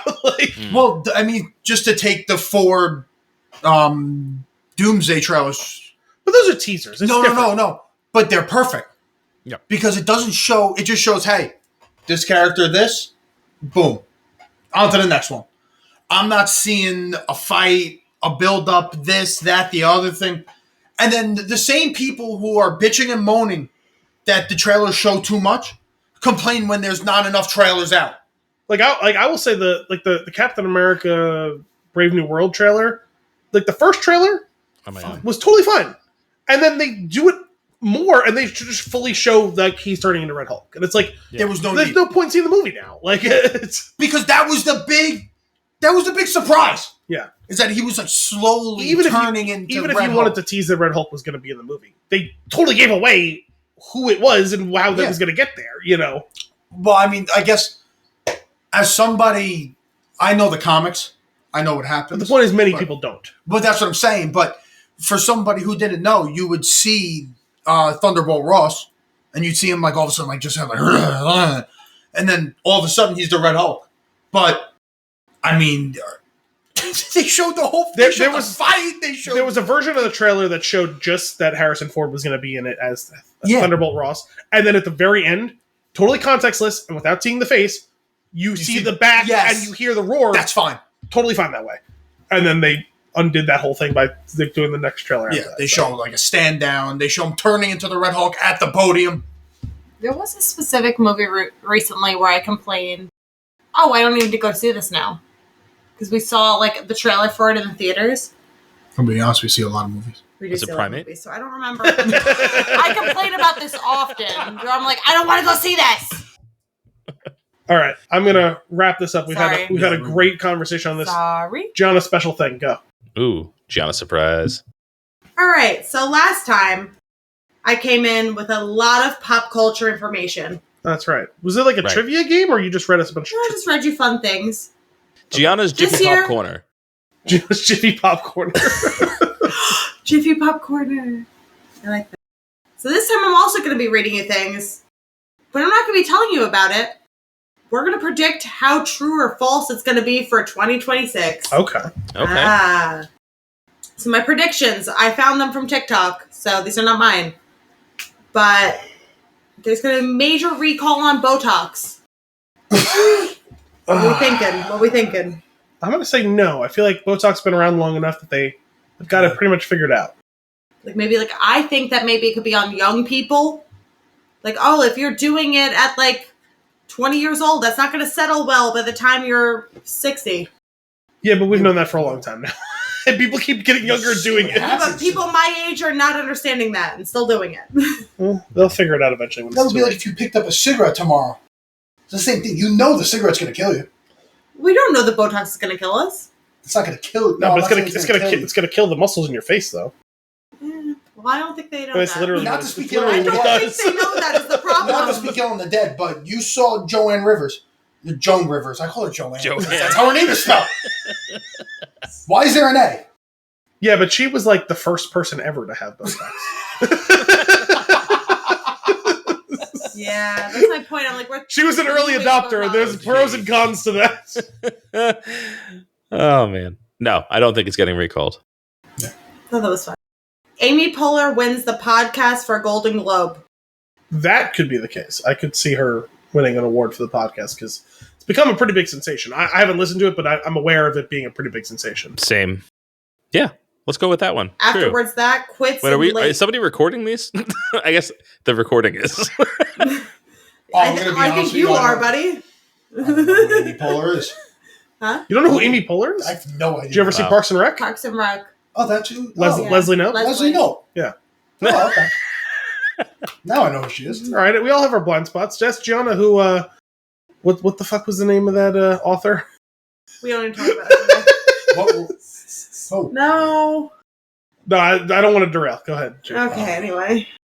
The side note to that was she quits it for a late night gig. Her first guest is Stephen Colbert. Oh, like a late night show type thing. It would be funny if they did, for the final episode, Stephen was the guest and not the host, and they had someone else host. That would be a funny gag. Mm-hmm. Oh. That could be cool. All right. Again, came from TikTok. I don't know. I like that. I don't know how... I think... I said this one for Anthony because I don't know how much Kim reads. Does she, read a lot of books? Is she a big reader? No. Then nobody's going to enjoy this. I don't know. You might. I sometimes read a lot. I don't think you read this book, though. Okay, it was a very girly book. What's the book? A Court of Thorns and Roses. That's still holding on, huh? I think she has it downloaded. That was really popped 3 or 5 years ago. It's been a sensation online for a long time. I know it's big, but I wasn't sure. I know I didn't read them, but I'm aware of them. This is like a Game of Thrones continuation. It's a Game of Thrones meets Twilight. Yeah, it's very it's fairies, fantasy, but also smut. Sign me up. It's pork. Okay. But also, They're waiting for what time the vicar's coming home. It's pork. the vicar will be home for hours. Where did you learn I that knew word? Anthony would love that. Where did you learn that word? You got porn. You got porn. A Court of Thorns and Roses movie announced. I would think they would do a I show. thought there was an announcement. Was there one? Am I crazy? I don't know. There's so many at this point, but I would have thought that would go the route of a show, though. I don't know. I didn't read the book. Well, or yeah, if you want to mix in it's a big thing. Though. another thing, also like Bridgerton as well. Like I would have assumed like it would fit that format. I didn't read it, but books in general, books I think move better towards show format, especially I think a series it's similar like to Bridgerton. I've read Bridgerton, a few of their stories, and I think it would probably fit. Didn't more you start books. reading like book 3? Yeah, but I know who all the characters are. You don't need to know much. Well, really, My only takeaway from that show. Sorry, I have 2 takeaways from that show. One, it was incredibly successful, and that one guy was like one of the main stars. Was just like, actually, I don't need this anymore. I want to be in like better things, and he was right. He's been in better things. Who? Don't ask me his name. Anthony. No. Sorry. Is that his name? No, not you, Anthony. Anthony? No, I was just saying. No. It says on IMDb. It says in development project. Okay. Show or movie? Well, I guess they predicted It doesn't correctly, or they clarify. lied. Okay. I don't remember his name. I don't remember the name of the character. Was the one from the first season? He was from the first season. Shoot, Of what? What's his name? Is he? Bridgerton? He's The kind of Duke. he's like mixed skinned. Yes. Yeah. Okay. Yeah. And he has gone on to... Wasn't he in... Has he? Yeah, wasn't he Marries in... Daphne. What? Yeah, Daphne. Daphne? Daphne's husband. It's not Daphne. No, I What like is this it? pronunciation Daphne. better. Let's Daphne? stick with that. Daphne. Daphne. How do you say the girl from Cool Whip. Scooby Doo? Daphne. Yeah, that's what you were not just saying. I was saying Daphne. Cool Whip. What the fuck is this guy's name? Wasn't he in that the Dungeons and Dragons movie? That's not him. No? That's racist. I mean, I certainly wasn't trying to be, but I thought this guy was in other things, though. No, I do know that guy. He's hilarious. No, not I've the lost character. the thread on what you're all talking about, but that Dungeons and Dragons movie was a lot of The fun. kid. No, not him. The older one. Oh, See, who's the racist now, Mike? No, John you're Cage. talking about... What? He's talking about... And the kid who's in Jurassic Park. The new one. I don't know. Alice, he And white. Wicked? No. Oh. No, he's talking about Reggie Jean Page. Yes, him. Oh. Maybe. I don't think he's Yes. done anything, if I'm being honest. Oh no, yes, no. He was in that. He was in that movie. The what's it called the violin movie too, wasn't he? Go to the TV. Oh, he was in Black Bag. We did that recently too. He was What in is Dungeons and Dragons. He was in Black Bag, which I loved. Anthony, you ended up liking it, right? Yeah, I might that was great. He's also in Yumi and Tuscany, going back to our trailers conversation, which is a trailer that I saw. I'm not familiar with that work.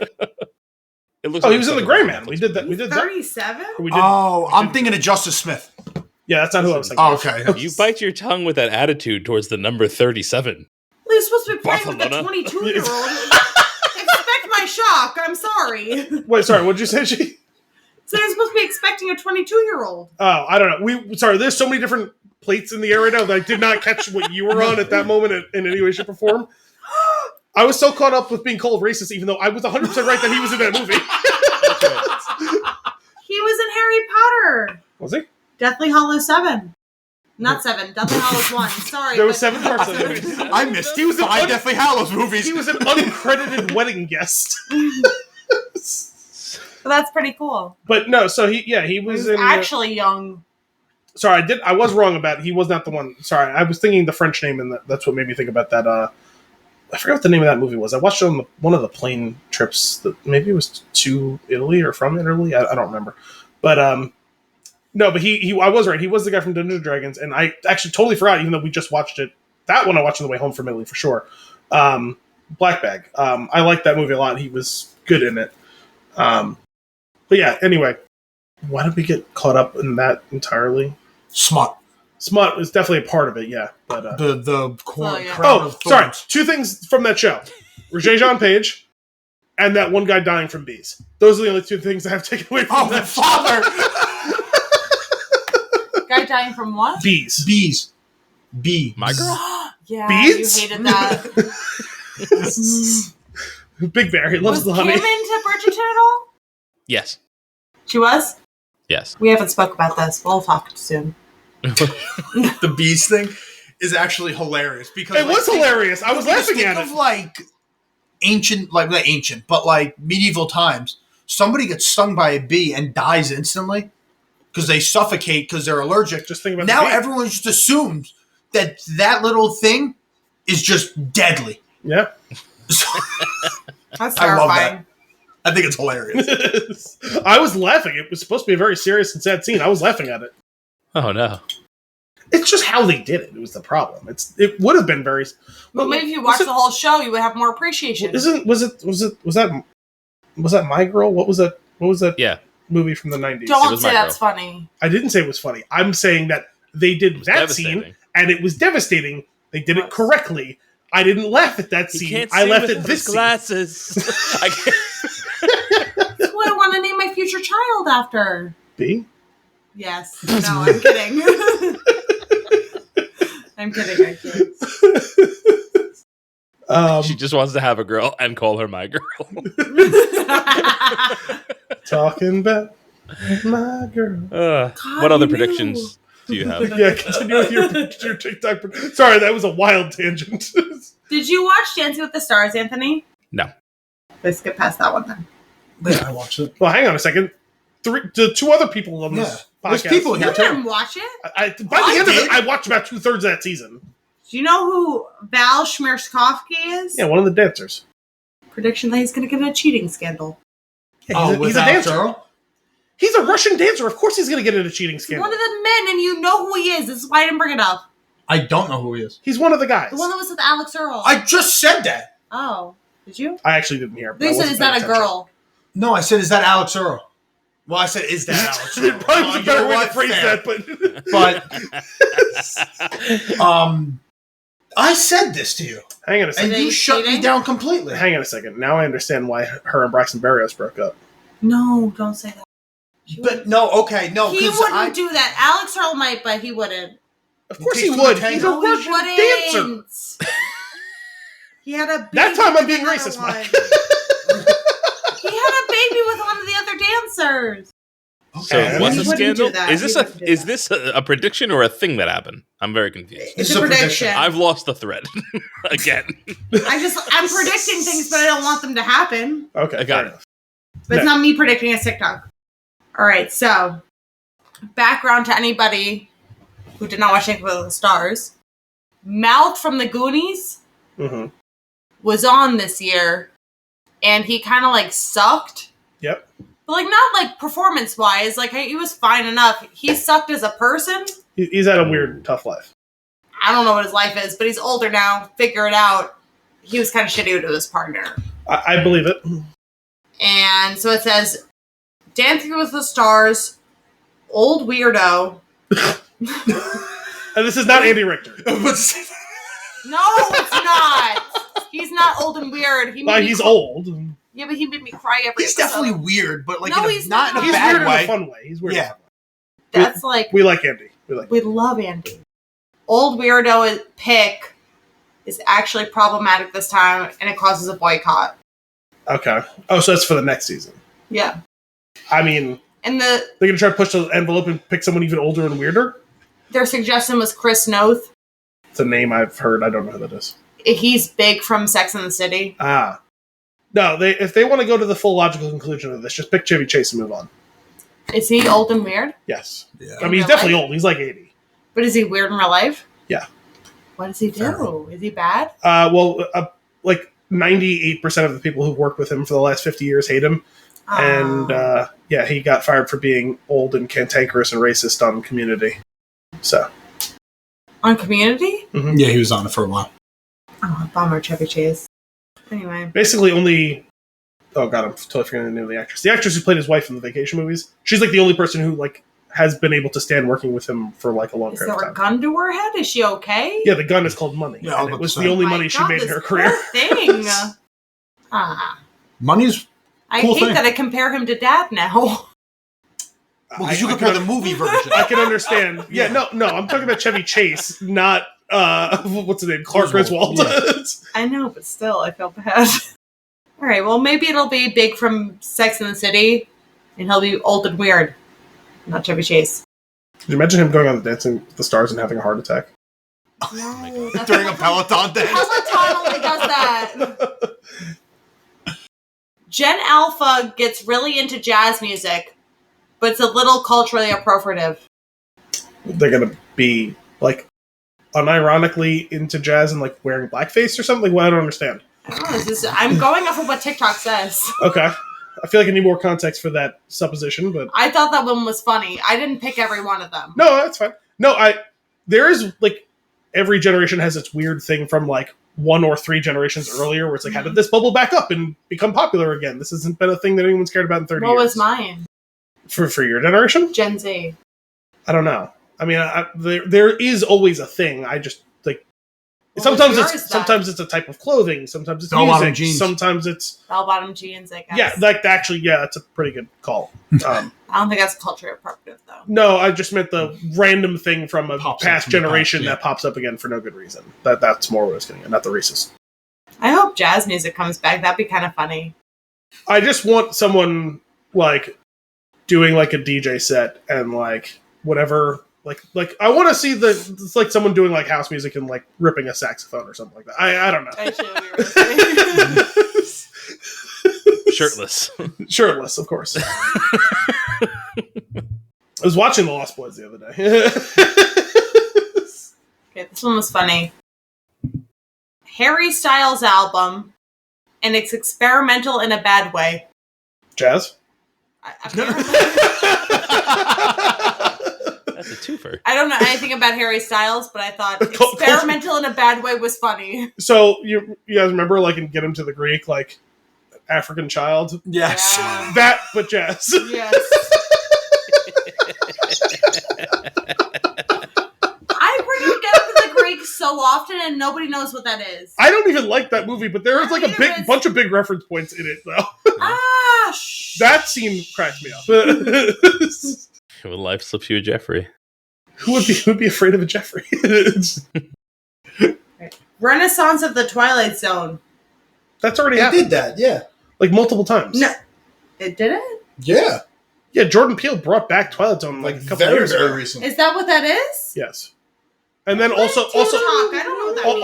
also Black Mirror is basically Yeah. Twilight Zone as well. Mhm. So All right. Well, I'm sorry. no, it's not your fault.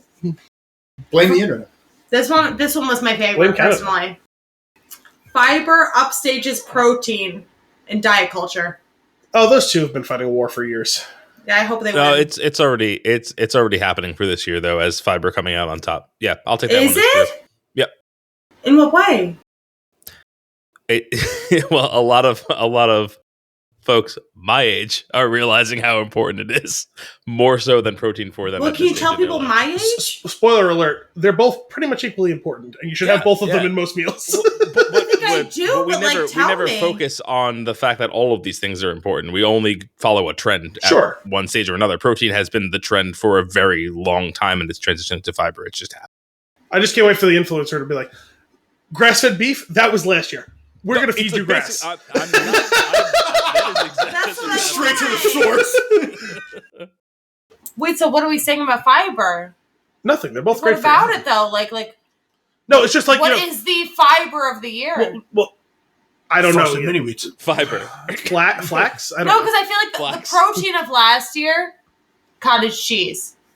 But it was But like again, cottage cheese, that- gotta have it, so full of protein. So that's something that Gen Alpha is going to get really into. That's been a thing from like 50 years ago. What? Cottage cheese.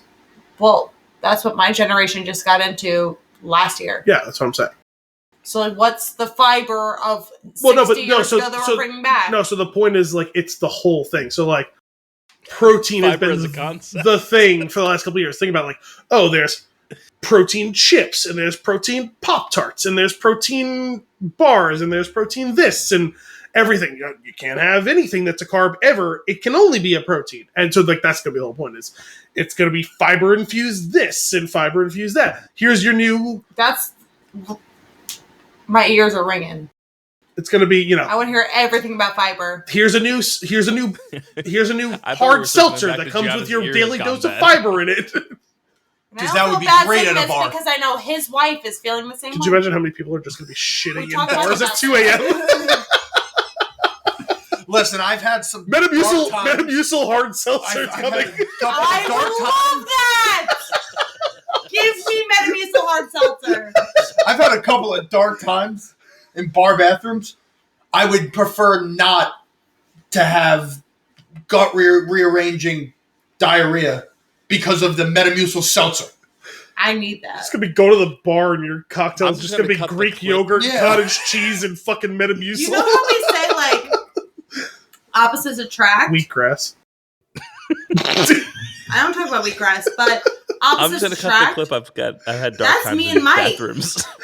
The night's a very dark time for me. It's dark for everyone. Mike goes like 8 times a day, 8 times a month. These are important things. Maximum. I've actually, Important things to document on the podcast. well, TMI, but I've gone twice since I've gotten to this house. I know. We all know. I've gotten Two sounds twice minimum. since this podcast has started.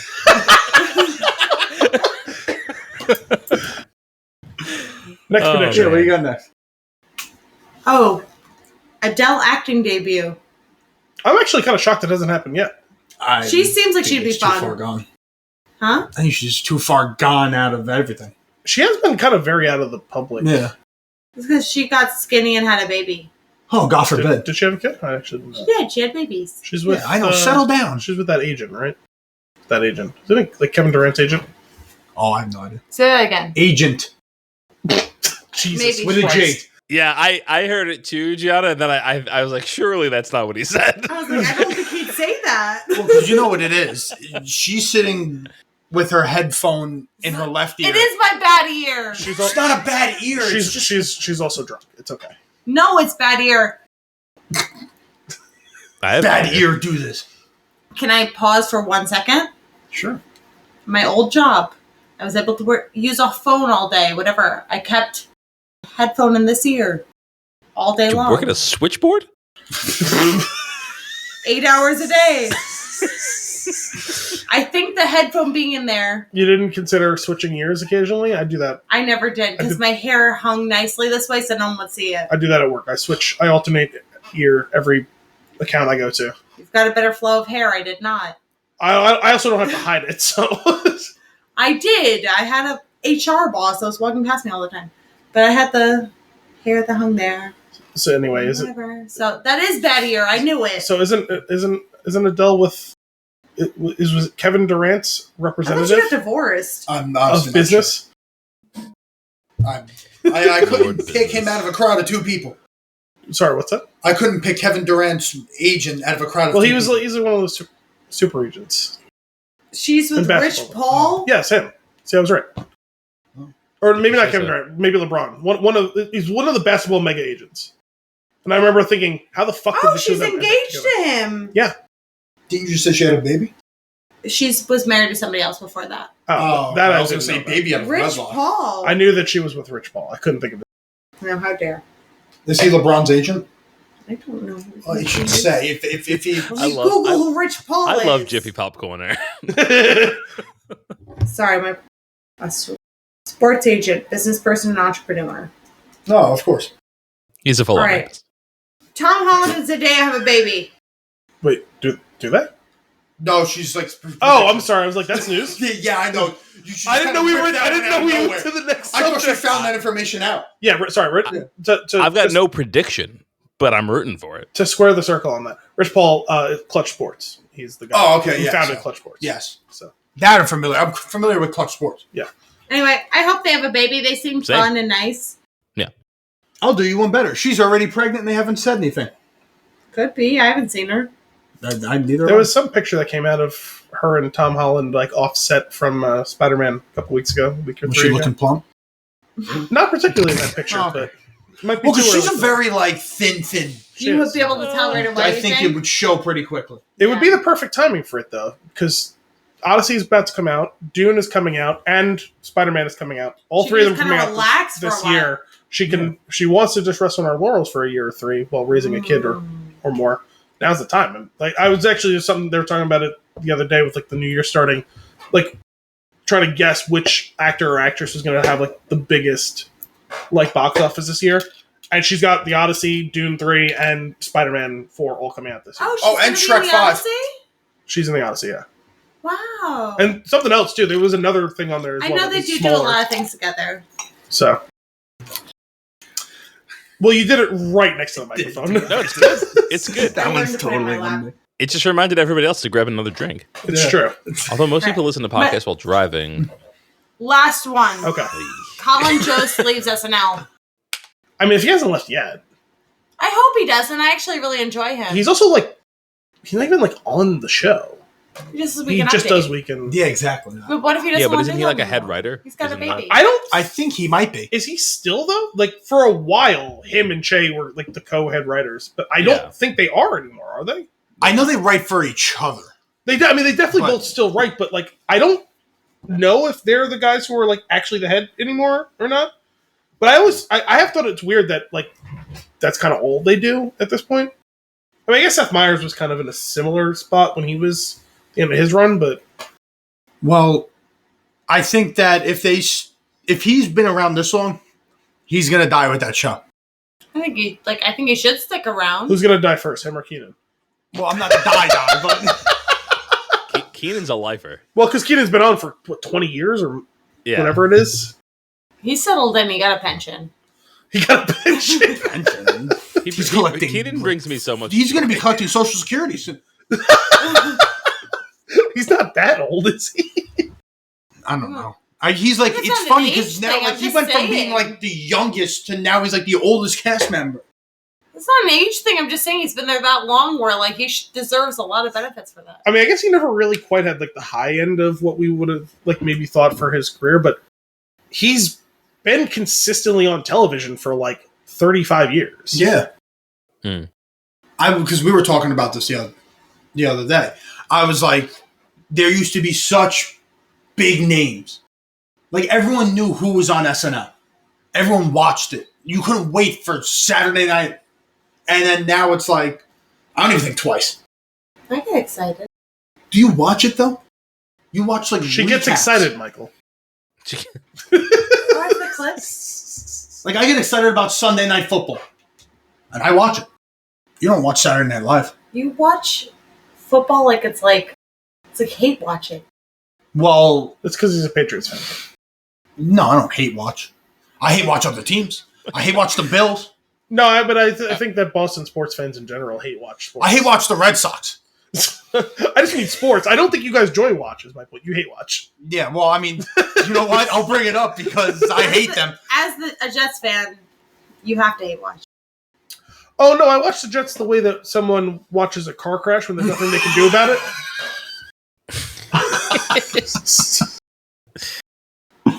No, honestly, one of my, what's it called? Groomsmen. He loves the Jets, and I've never seen somebody hate the team more. Yeah, I mean, that's the state that many people are in at this point, yeah. It's like almost like, I think he wakes up on a Sunday, and he just like, I think he just starts sweating from 9 o'clock, and then until the game is over. I think that scene from Con Air. You guys have seen Con Air? No. Really? Anthony? Nicolas Cage. Yes. Have I seen Con Air? No, just for the sake of... Not since it came out. Really? Yeah. I've seen the movie many times. I might So do. there's a particular scene. They're on the plane, and at this point, Steve Buscemi has been unleashed, and everyone's terrified of him and in awe of him because he's like the most insane psychopathic serial killer or whatever. And he's now not only been released from his cage and he's sitting amongst the group, he's had his mask and muzzle taken off too. And he's just sitting there like in silence, and everyone's like is trying to like just ignore that he's there or whatever. And one of the other guys is really got it out for Nicolas Cage, but they're not acting on it yet because they're all kind of got to work together because they're all trying to escape. And Steve Buscemi says, I think it might be the first time he speaks actually in the movie. He says, "It's funny, men like him are so tied up in their hate and rage," or whatever. I'm paraphrasing slightly, but he goes, I actually think that joy causes them pain. And like that's the stage that the Jets fan is at now. Yeah. It's like you cannot conceive of how a good thing is good for you, so you would actually lash out on it because you're so caught in the pain and rage cycle that's actually like overrun your like neural feedback loops. Well, he instantly said when they fired Harbaugh, he was like, "Get rid of Aaron Glenn. I'm ready for Harbaugh." And I was like, "You're nuts." He wasn't alone on that, but it's irrational. It's stupid. It's that becomes insanity. And I'm not going to go into it because I can talk to it for 6 hours. It's like let's take a quick break and come back to the movie. Yeah.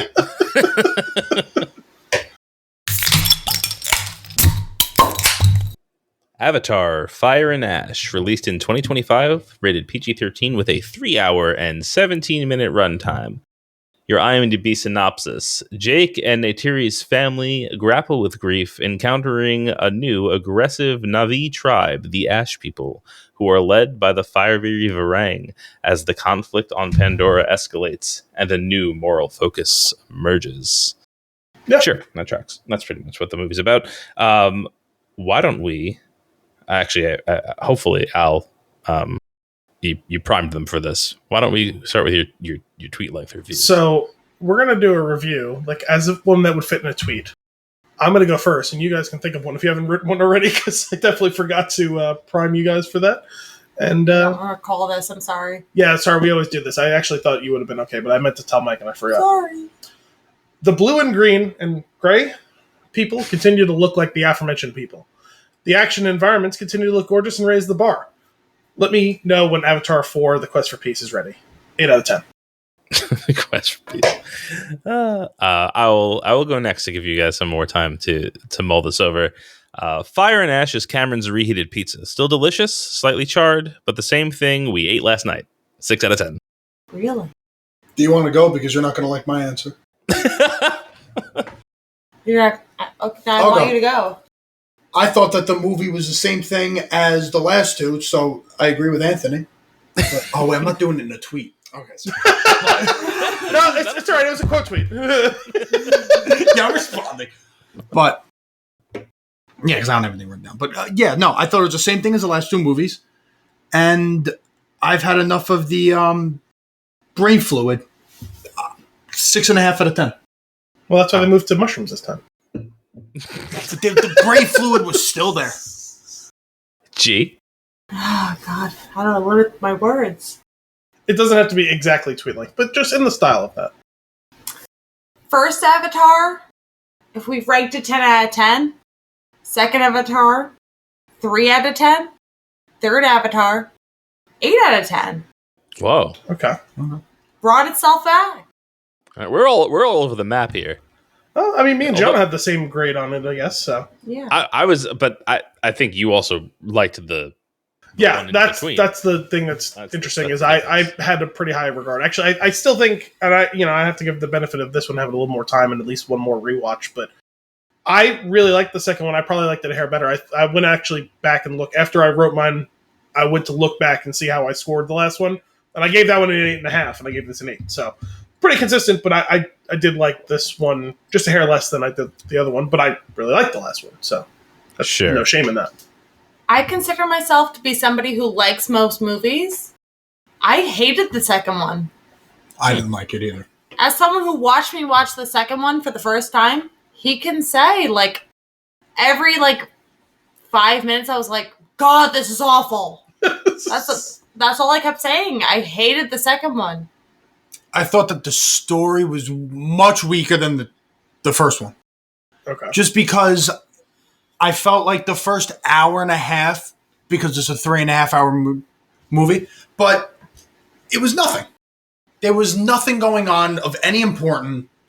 They came to the water people. It felt like the same as the first one, where it's like, oh, well, we're going to meet these people. We're going to have to learn their way of life. And then they meet Big Animal, and the animal is separated from the tribe, but someone's going to be able to tame it. And then all of a sudden, oh, we're going to look for this unobtainium, but now it's brain fluid. Unobranium, if you will. Brainiac. Yeah, literally. Oh, I can't. It's just... Yeah. And to be honest, I thought that the graphics took a huge step back And this is the Thank second you. one or the third one? The second one. Okay.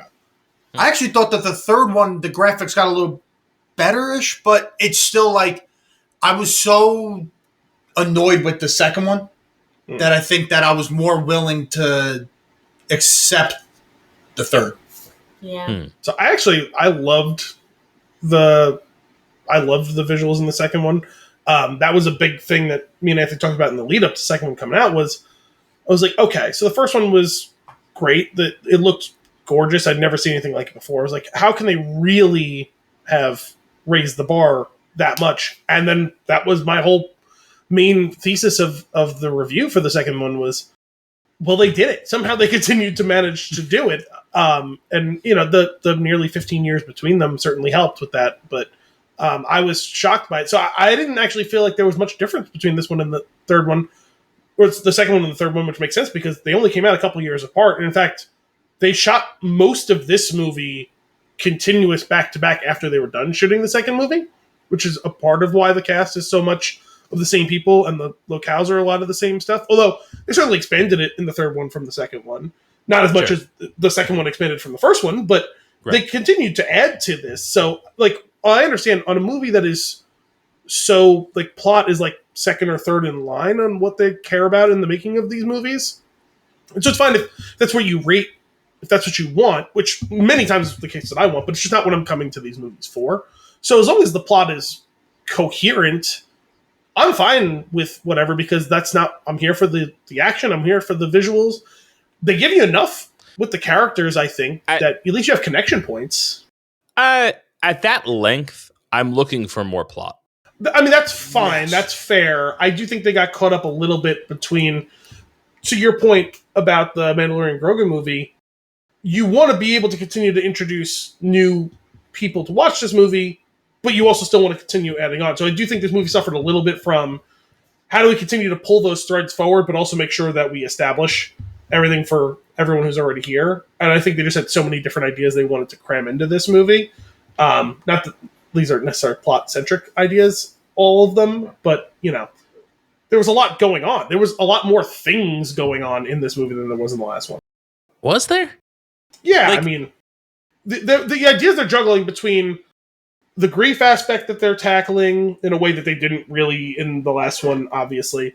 The whole spider-centric focus, the deeper they're going into this whole examination of, well, is AWOL even a real thing? Or is, you know, the examination of religion and God and all of that, plus the internal division happening between the Na'vi, plus the internal division happening between the humans. Like, there's a lot of big concepts, even if they don't tackle all of them with, like, Mamet or Schrader level of detail in the script.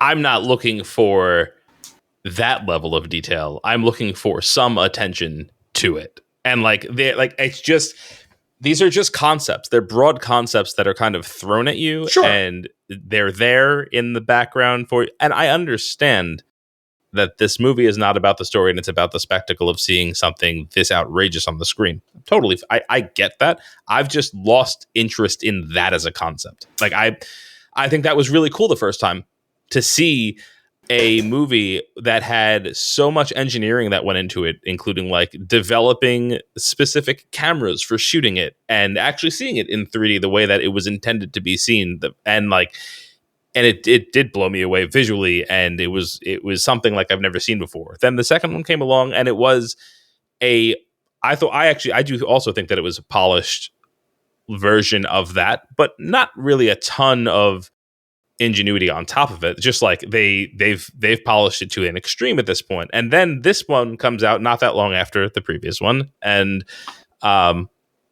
looks beautiful for sure, but the beats of the story felt the same to me. Like the ups and downs with Spider, copy paste. That's how it felt to me. Like I thought that there could have been. I mean, Spider got sidelined for most of the second movie. In this case, he's as much a MacGuffin as he is a character. Depends on which sequence we're talking about. Some sequences we're dealing with him as a character, and other sequences we're dealing with him as an object.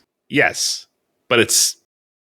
I need more. I need more out of the movie. I need more out of the 3 hour and 15-minute movie, which is an insane thing to say. Right? But I mean, the whole second act of the second movie there isn't really a plot to. It is just kind of vignettes while they're exploring hey, we can shoot all this shit underwater. And like that's the big thing they added from the first one to the second one is it's not just the polish it. I mean, shooting all that shit underwater as opposed to in and around forests and stuff like that is a pretty big. Sure, but we're still focusing on like the execution of the visuals and how the movie shot, which I again, it is the number one thing that they're going for. Yeah, it's just not at this point. That's not really enough for me to be fully engaged with the movie. I get that. I think that the way that I would frame it though is most times we would talk about like characters and set pieces being in service of a plot, and I think in this case the plot is in service of set pieces and characters. Mm-hmm. It's an inversion of the typical format we see in movies. Sure. So like, I know how I feel.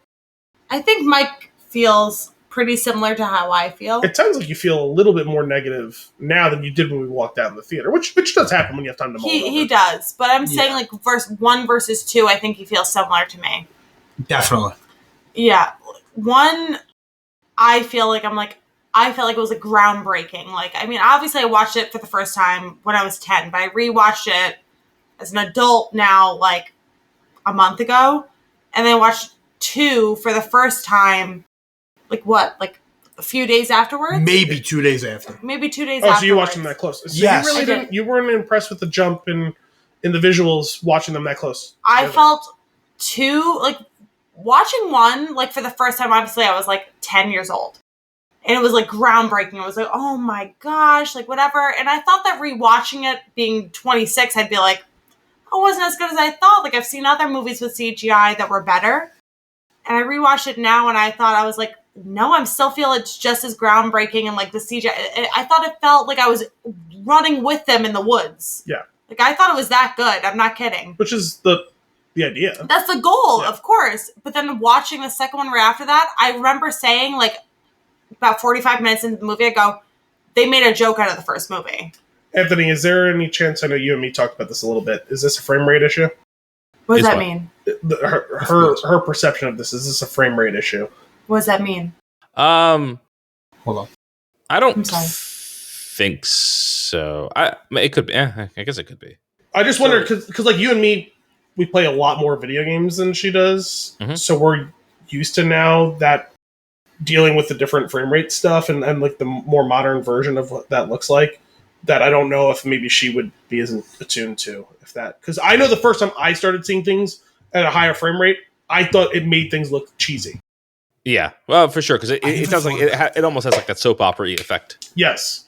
Yeah. So what does that mean? I'm sorry. So the way that they shoot it, the way the cameras actually work, the original standard was 24 frames per second. So basically, what that means is, at any given second, from start of second to end of second, if I have a camera that's recording you for that second, I'm not actually recording every single nanosecond that's in there. It's 24 pictures taken in a row in that 1 second that then get stitched together in a collage. Now they've moved the standard up to 48 and then 60, I think, right? Is like kind of the new. I think 60 normal is 60 FPS. Yeah. So now they're taking 60 pictures essentially in a second and collaging that together. So every infinitesimal movement that would happen on the screen in those 60 seconds, it went from looking like the movement looking like this to looking like that. And you're seeing the movement can seem more herky-jerky than what you're used to if more of the stuff you've seen is at that lower frame rate. It can look like he said, the soap opera effect. You know how like soap operas look so different visually because they shoot it in a totally different way. Yeah. They light it in a totally different way. I always thought that was just camera. I didn't think about like frame rate. Obviously, I don't know what that is, so that makes sense. Yeah, so now I do. I found that when I first was occasionally seeing stuff that's 60 FPS, that it looked almost cheesy because my brain wasn't used to seeing that level of motion happening within the same period of time.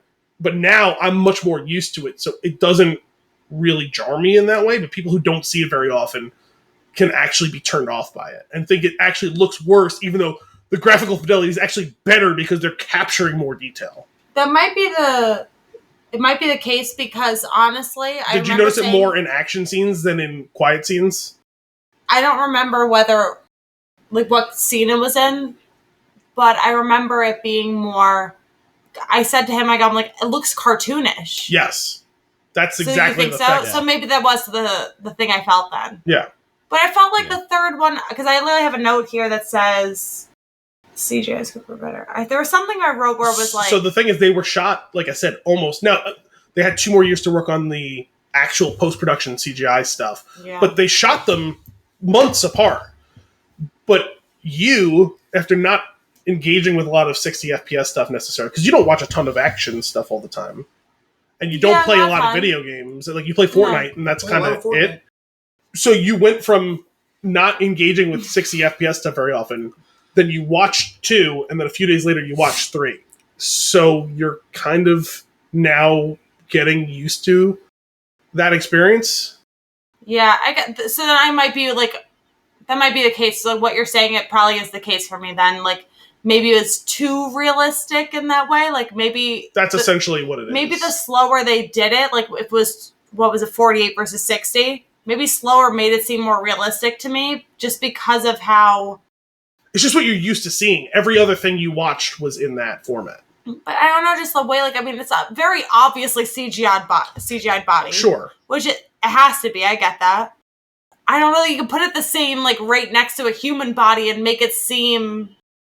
It's always going to be the most jarring when humans are interacting with. But I think they did. I think maybe they should slow it down again. Then I don't know, because I don't love the. I loved the way it looked. No, it's the whatever the standard visually is. In the first one, whatever the standard is, you get used to it. You just need to, like, when you engage with these things more, like, that's what your mind is used to interpreting those images as. I just think that visually, like, it was so, like, even just, like, rewatching it now, like, and I do watch a lot of things, probably not as much as you guys do, but rewatching now as, like I thought, I'm like, oh, maybe it'll seem so much, you know, like when, like, I don't know if you rewatched it the same time I did, but Poltergeist. Mm-hmm. Like, when I was, like mom and dad were like, Poltergeist is so scary. It's terrifying. It is. Like, you're going to lose your mind, whatever. And I remember they showed it for me the first time. I was, like, probably, like, 13, 14. And I was like, guys. This looks dumb. I can, like, see the strings. Pulling this, like, the clown guy. The clown. I was like, I can see it. It's not scary. Whatever. I thought that's what I was going to see when I was watching, like, the first Avatar. Yeah. And being like, oh, like, that looks so terrible. Yeah. And I watch it and I go, no, I still think this is so visually, like, spectacular. Yeah. I thought it was amazing, and I still do. Like, I still stand by the fact that I think that looks better than the second, and even the third still. I think I probably got used to the third, and I also like the script better than the third. Okay. That's why I like it so much better, but visually, I don't like it. Mike, tell me a thing you liked from this movie, number 3. It's going to be hard for him. I was saying, before we go change the subject, I was trying to get more details on you on this for the frame rate. Yeah. The standard was 24. Avatar switches between 24 and 48, depending on what is happening. So dialogue scenes, slower movement, like more cinematic pieces, 24. And then when it gets into the action heavy stuff, 48. Now that is for the 3D format. So I don't know if that was maintained in our version of it, because we saw a standard format, but we also did see it on that, whatever this, like, their, like, laser projection is at AMC. I know it's slightly different than their standard format. Which I would assume, because they made a point. I was reading the thing, is like for highest graphical fidelity and all that. So I would assume they respected the frame rate stuff. And I think they did. And I actually did have issues throughout the movie of feeling like I thought that I was feeling stutter at random points in the movie. And I'm wondering if that was just from the transition between the frame rates. It's probably the transition, because I noticed it. It was jarring to me in the very opening of the movie, when I actually had a moment of, oh no, they fucked it up.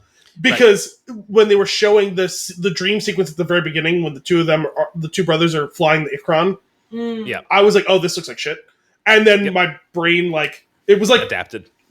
Anthony, like, think about, like, video games when you get pop-in, like graphic pop-in. Yep. That was like my brain went through that, and then it did not bother me for the whole rest of the movie. Yeah, which makes a lot of sense, because you were coming right out of the trailers, which were definitely 24. Yes. You know? But then later on in the movie, during the giant action set pieces, when it transitions for like a moment of dialogue, as you know, even though it wasn't advancing the plot, when it would transition into that, that's where I was having issues with it, because then it almost felt like it was going like really slow when it would switch over to that. And I am curious if it wasn't laser and if it was an actual true standard format, if all of that would have been gone and it would have just felt more natural. But I have no idea. I truly have no idea. There's too many variables at play with different theaters and different projection styles, and the fact that we weren't seeing it in 3D when it was meant to be seen that way. So anyway, sorry. I didn't know it was meant to be seen that way. Yeah, all of them since the first one, they shot it with cameras that are actually supposed to capture it in 3D or as close to 3D. Did we watch the first one in 3D? No. When we saw it in theaters, no. I couldn't remember if we did or not, but I know we saw it together. You should have heard Zach and Jimmy talking to me. They were like, you need to see this movie in IMAX or else you're not going to get the full experience and you're going to hate it. Well, that's the other thing. That it's actually shot with IMAX specific cameras too. I didn't hate the third one at all. I think the script and the plot definitely helped itself compared to the second one. But well, that's why I went to the person who's the most negative on it. Mike, tell me something you like from this movie. I wish they did it like more with positive, them, but he said. No, I know, but I'm saying no. Well, no, it is a positive. It is a positive to the movie, but I liked the Ash people. Okay, like I thought that they were like seeing the Na'vi now as like, for lack of a better word, savages. Like, because for the first two movies, it's like very like, oh, like we're so peace loving and like they're the good guys. We love There's nothing like, wrong with that. We love our deity and like this and that and the other thing. Like that was fun for the first two movies. I was ready to see them acting like sociopaths because there has to be. I don't care how much peace and love on a planet there is. There's gonna be nut jobs. Yeah. And finally, you got to see those nut jobs in full action, and I love how the Colonel was like, "Those are my people. I'm gonna go bang their leader." For lack of a better term, it humanizes them, right? Like they're not perfect. They have their flaws and flaws, and we saw a piece of it, right? We've seen individuals have moments, but to see a whole subculture within them, opening you to the wider possibilities of. I mean, think about it. That planet is fucking huge, and it's like almost a. Like Coruscant-esque instead of a whole city planet. It's like a whole forest planet. I mean, there's oceans, obviously, but like it seems like Endor-esque, the moon of Endor-esque. Yeah. And so think about it. Like from the first movie, where the main base of operations is to where the tree is like a pretty short flight or, a day's ride. And then from where they are, it's not very far flight out into where the water people live, and then it can't be that far from where the Ash people live. It's a huge fucking planet. It's bigger than Earth. They talk about it. So just think about that. We've seen now 3 distinct cultures plus the humans, a 4th culture, and that's all probably in what 1/8 of the planet's surface area. It's got to be maybe less, probably less actually. So just think about what the possibilities are around the whole encompassing planet. I mean, I'm sure it's not populated uniformly throughout the course of it, but it does open a lot of possibilities to what they could continue to do in the future movies. The way I'm thinking about it is essentially the main Na'vi, like from the first movie, they live in what would be California. And then, just for distance-wise, but they're probably in like a California like type setting. And then the water people would be out by like the Pacific Islands. Hawaii? Yeah, like Hawaii, because they're definitely Polynesian. Yeah. They have to be. I mean, the way they're all broken up islands and stuff. I think the fact that they're all, pretty much all New Zealand and Australian actors would give that away. But pretty much what I'm saying is that, and I was talking about this with Gianna earlier, is when they're flying there, the youngest daughter, I forget her name. Took, yeah, sure. And so she is like falling asleep almost. So they must be on there. It's not like they're on there for like an hour. No, they flew like the whole day. Maybe multiple days. That's what I'm saying. So it just like, I liked how it did show that, like, there's different cultures. The farther you go, the more maybe like extreme one way or the other way they go. It seems very uniform the way it is presented in the first one. Because even remember, the first one, it's so centric to that one tribe. But then for the big final battle, right, they reach out to like their other kind of like sister clans that are like, oh, this one lives a day's ride away and they ride the giant horse things. And then there's another one over there that's a day ride that way and they fly similar to us. But they're all very similar. You know, maybe we go and trade with them. Maybe the daughter of the chief here marries the son of the chief there. And, you know, there's a little bit of interspersing. And then you meet them every once in a while, every year or so. Maybe we meet up and do one big festival thing or something like that. But each movie, we've kind of gone a little bit further out and a little bit further out. And we see, as Jake Sully said, you know, this world goes much deeper than you think, right? You know, Did you just call him Jake Silly? Sully. That's what she called him in the first one. She couldn't say his Jake last name. Sully. No, I thought you said my Silly. Jake. My Jake also. But couldn't stand that. Jake Silly works too, though. I also really liked how Varang. Yes. Yeah. Fire Lady. Fire Lady, yeah, Varang. I like how she didn't like the deity. Yes. The deity's Awa. Awa. Yeah, I was calling him Yahweh. Yeah, no, that's a different day. But Awa, yeah, no. So she was like, fuck that. Like that's obviously BS. Like there's like some type of like disbelief because everyone you meet up until this point. Yeah, everyone you meet up to this point is like, oh, I am with the spirit, and I attach my braids to the ground, and I speak to the trees and the banshees and the squids. But finally, like they introduce somebody who's like, forget that. Yeah, fuck the tree. Yeah. Fuck the quarrel. Like, death. Have fun. Like, I mean, you see one of them literally, like, light themselves on fire, full kamikaze. Witness me. Yeah, and they did that which Anthony said to me while we were watching that. Moments before it happened. Yes, when they were doing, like, the trader people with the giant floating Portuguese man of war. And that whole fight sequence is happening, and Anthony goes, witness me. And then, like, literally, like, 7 seconds later, she lights him on fire, and he just goes and throws himself into the thing. But I wish, like, they did that all again. my years of movie watching.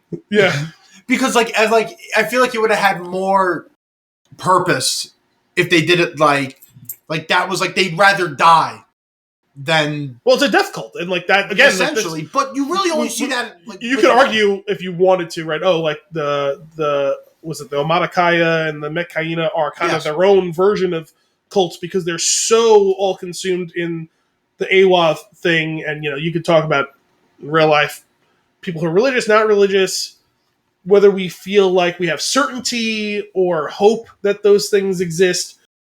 They feel like they have 100% certainty across the board. Everyone believes. Even the people who are like, oh yeah, we're doing the festival, we're doing the thing, whatever. But, like, these are people who, all of them, at some point or other, connect with the tree, and they feel certainty, like, pretty much across the board. To find a whole culture in there that's like, nope, that's not real. What you guys are doing, that's crazy.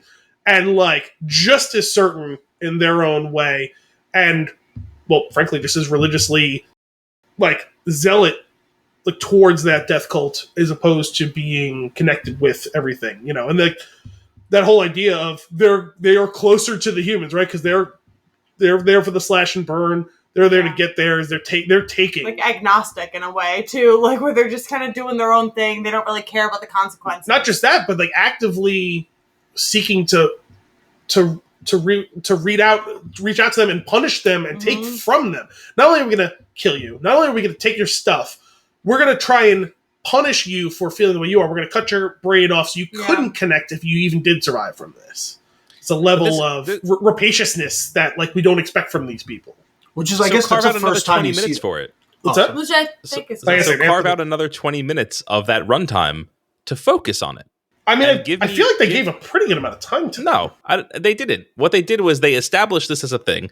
I do agree that it's cool, but they didn't give you much more to go on. They just then used that as a plot device to just, like, be like a new bad guy that you also have to fight. There was something more to it that they could have explored. That I don't know how much more. I just need a little bit more depth. That's all I'm asking for. I don't know how much more they were going to do with it. I mean, like, we got to go to their home for, like, a couple of different sequences. We got to see them out on the road and how they deal with it. We got that exposition. We got to see it in practice. They kind of created the whole portfolio of things that you'd want to see from them there, I think. Well, like, no, other and bad was the portfolio. Me? You've seen Cloud Atlas? Yes. Anthony? Yes. Yeah. Yeah, but I compare them to, like, remember from, like, when Tom Hanks, his scene with, like, his whole, like, his, like, sister and his, whatever that tribe was. That's how I kind of compare the fire people to. They're kind of, like, nomadic. They did their own thing, whatever, blah, blah, blah. That's how I kind of saw them. I feel like there was a bit more, like, depth we could have given them. You know, it probably wasn't much more to them, but, like, I think we could have gotten more from them. And, like, I didn't think about it until Mike had brought it up to me earlier, because he's like, we had 5 minutes with them. We really heard any history of them, the Fire and Ash people. The volcano area. Yeah. I wish we spent more time there. It might have been cool to see their actual, like, the geography and how that manifests within the culture itself and how they live in that area. But I guess that this is kind of one of those, like, show don't tell situations to a certain extent, where I feel like the idea that they keep leaving there and taking from other people is to show you the fact that they can't live and sustain themselves in that place. I mean, they probably are very nomadic, do their own thing, go and, like, conquer, wipe out, F you, and then move on, type of thing. Like, it probably is what it is, but I just feel like it's very. We got so much of the water people. It got so much of, like, but maybe they didn't have a lot of culture, I guess. Like, it was just kind of like conquer, move on. It's hard to sustain much of a culture in that way when all you're doing is taking in that way. You're not really giving much, like, time and thought to your own self. Yeah, so maybe that is the point, but. Also, do you really think this is the end of when we're going to see them? No, of course not. But, like, Mike, he's like, we got so much of the water people. We got them from, like, 2 movies. It was, like, all about the water people. He's like, but, like, the fire people, he's like, we got, like, literally, I feel like that much. And so I was like, yeah, I guess I didn't think about that. I think that's a really good point. But, like, maybe you're right, like, where, like, we'll get more of them, or there isn't just much to show about them. Because she's still on the board. She's going to be I know back. Mike was annoyed about that. I was annoyed that they just let her live. I know. Well, I mean, she ran off. Because, I mean, ultimately... what's her name? Let her live. Sigourney Weaver. Teenage Sigourney Weaver. Yeah. It's very unsettled. Well, she did. Really quick. She went, "Ooh, my braid's scary."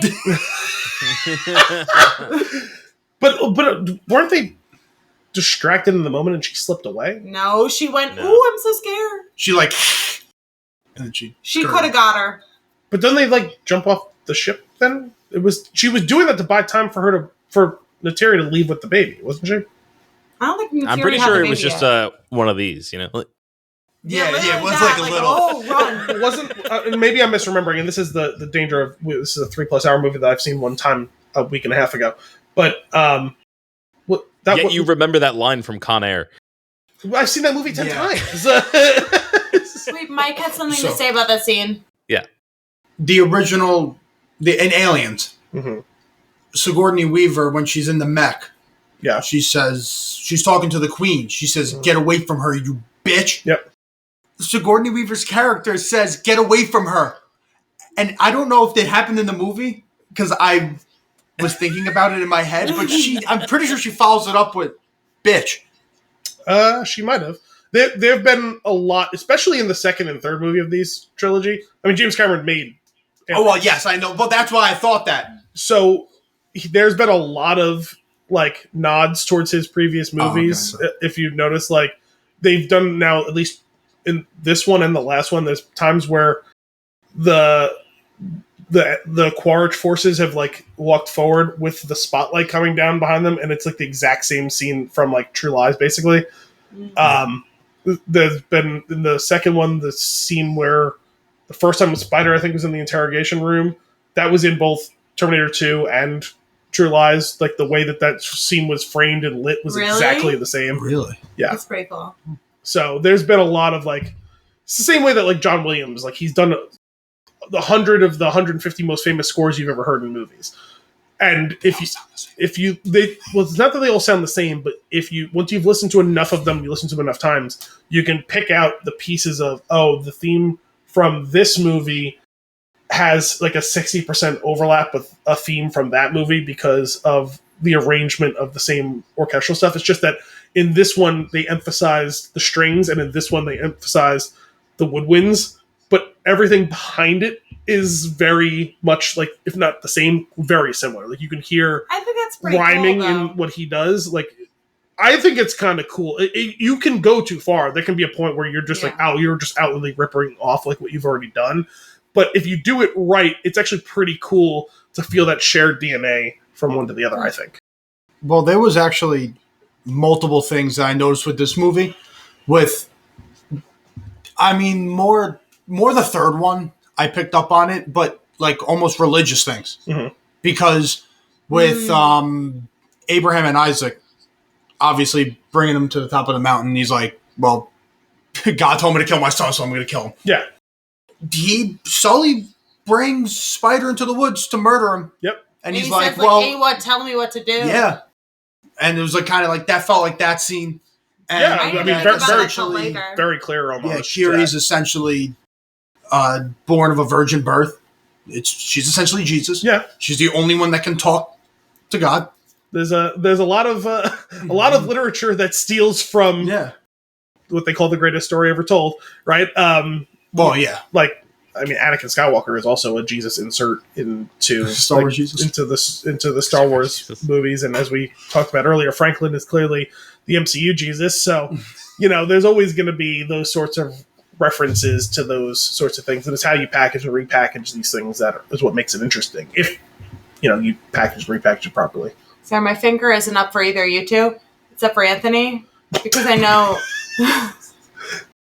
Did you get teary-eyed when you heard him say, wait, where's my note? Come on, I remember the line from Con Air, Gianna. I'm sorry.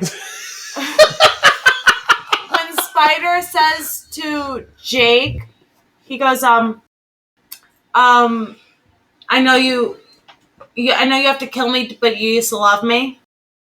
Yeah, teary-eyed. It was more than that. That was brutal. Yeah, that's the idea. I was like, I was looking over at him. He was not nearly teary-eyed enough. Yeah. Because to be honest, I thought Spider was I was on board for murdering the kid. That's problematic. It's not problematic. Okay, so I totally understand where they were coming from because they were right. If humans were able to, in a way, like reverse engineer that technology and allow themselves to breathe on the planet, that was it. The whole planet was screwed. You can understand why you would have the debate, right?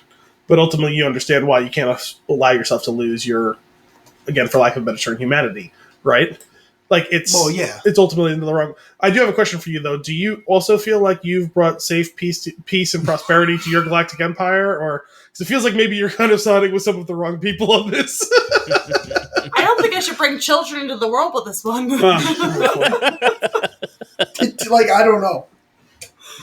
But yeah, I that was a really powerful scene. And that was what I was getting at before, is like, yes, so brutal. The plot is definitely not the focus of these movies. And let's, Anthony, we've talked about him. I'm the long form storytelling guy. I'm the guy who wants the detail and the strong writing. But it does matter what the intent is, and I think they satisfy the intent. And everyone's mileage will be different for that. And that's fine. Like, if you want more from it, I can't say you're wrong. Like, that's fine. I get it. I truly wouldn't. I don't want the 3-hour extended action sequence. That's not really my bag. I like a strong story. Sure, but I will say it feels intentional, and like I said, I do think what they put on the page, so to speak, is coherent. You know what I mean? Like, there's a logical progression and chronology of the story, and so it all works in service of what their goals are. And I do think that even for what is kind of a quote-unquote big dumb action movie, I think that the characters are actually well written. Whether or not they get a ton of dialogue and this and that, I feel like we've gotten progression of a lot of these characters.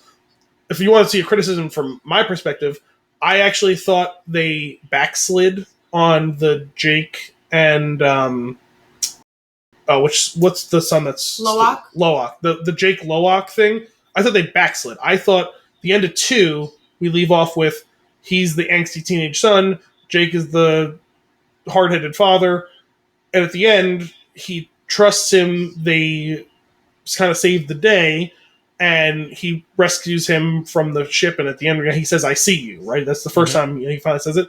They kind of almost immediately backslide on this. Yes. Now, to be fair, this is people in the grief of the death of the other son, whose name I'm forgetting also. Got another one. I mean, they definitely said it a couple times, but so I didn't actually have a problem with Neytiri's storyline because that's a whole like separate issue. The specific relationship between Jake and Loak, I thought they did backslide on for most of this movie. I do think they spun their wheels in the mud with that storyline, and I do think that is a weak point of this. It was in service of them doing the larger story, but there should be a better way to do that. But in general, I really like how we've seen an evolution, and more in some cases and less in others, or whatever. But each movie, I think, has given us well-developed characters that you want to care about what is going on with the events around them, right?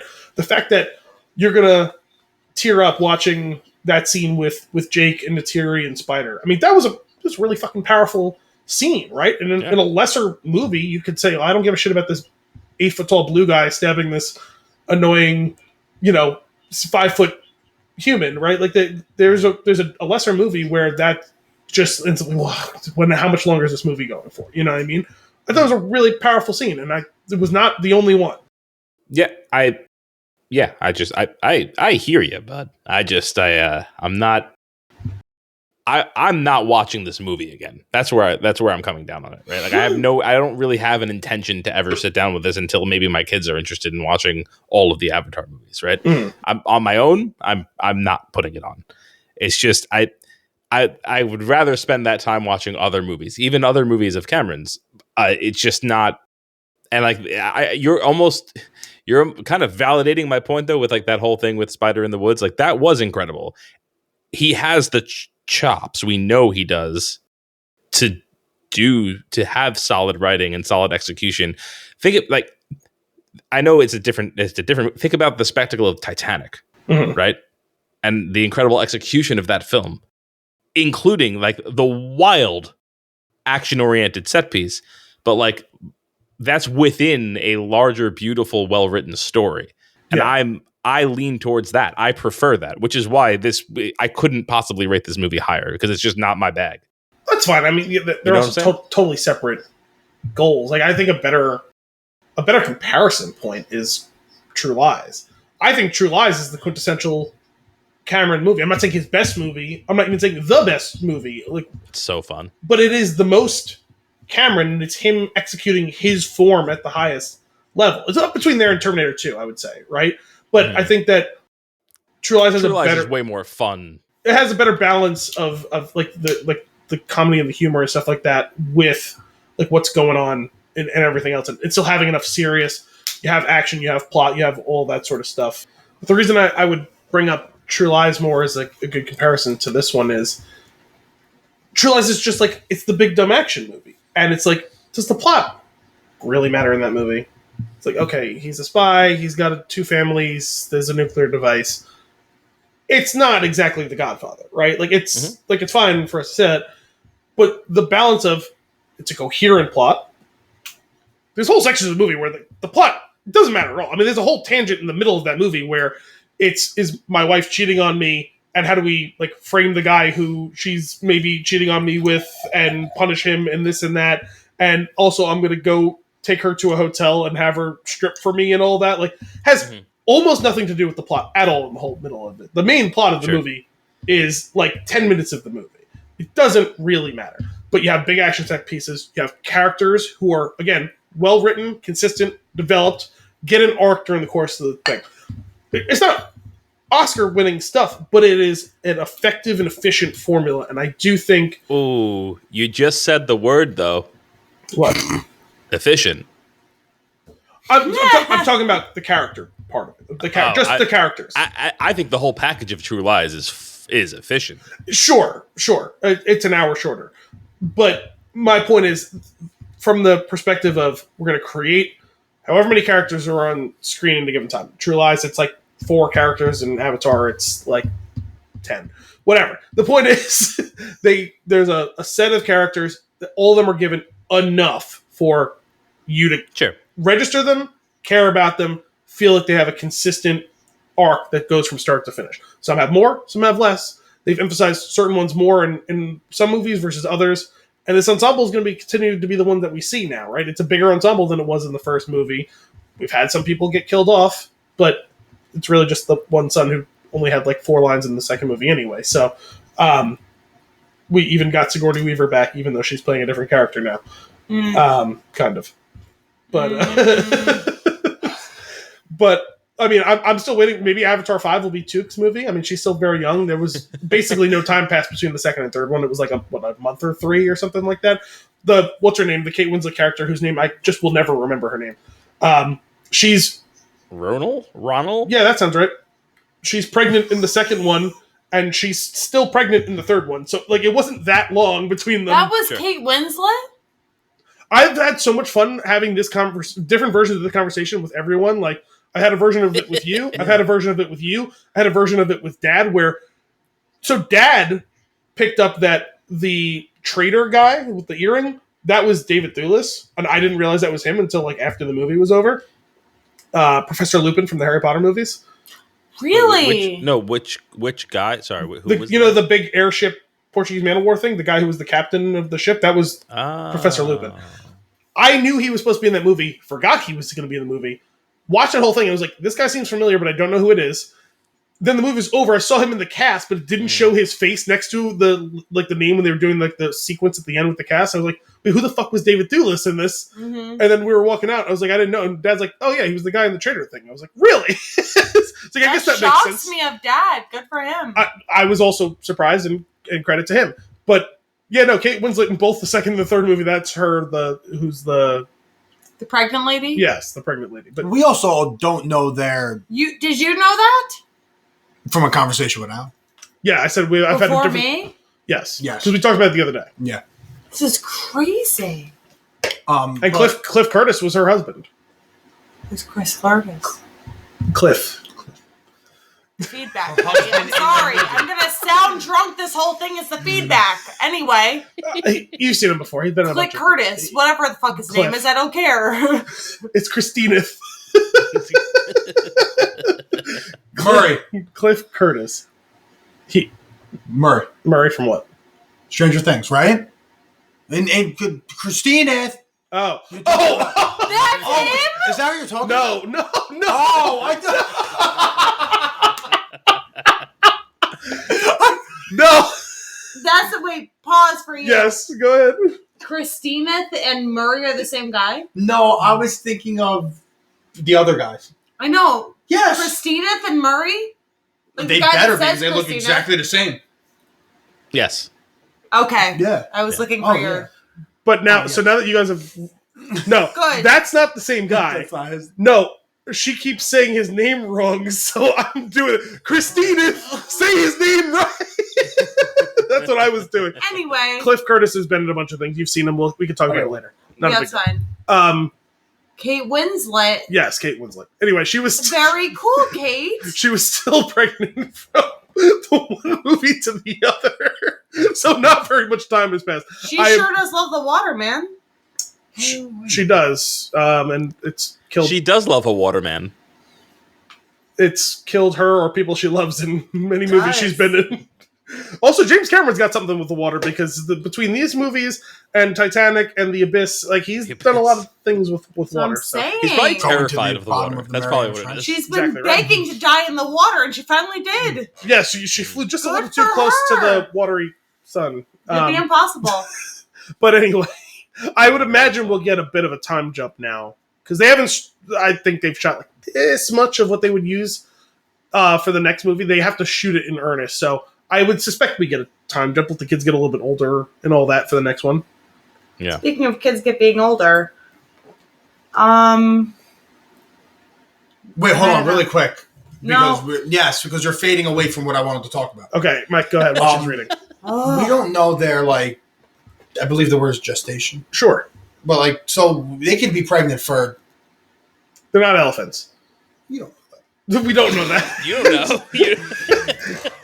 They never mention truly. All right, how about this? But Toot didn't look like she was an inch taller from one movie to the next. Well, because I guess you know what. Now that I mention it, I guess they do have to have pretty similar because they do have comparable. 4 kids? Yeah, or I guess 3, but they had 4.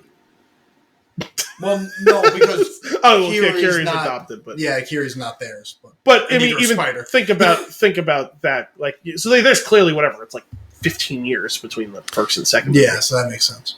It's roughly 12 months for a Navi. There you go. Oh, okay. So comparable, Earth not months. the same, Earth but comparable. months. Yeah, so 9 months versus 12 months is close enough. Anyway, speaking of kids, can Spider and Kiri put their braids together now, or will they become mules? Or make mules? Yeah. Will their offspring be able to read, like... Yes, their kids are going to be ligers or zorses or whatever. So I want to know, will they be mules?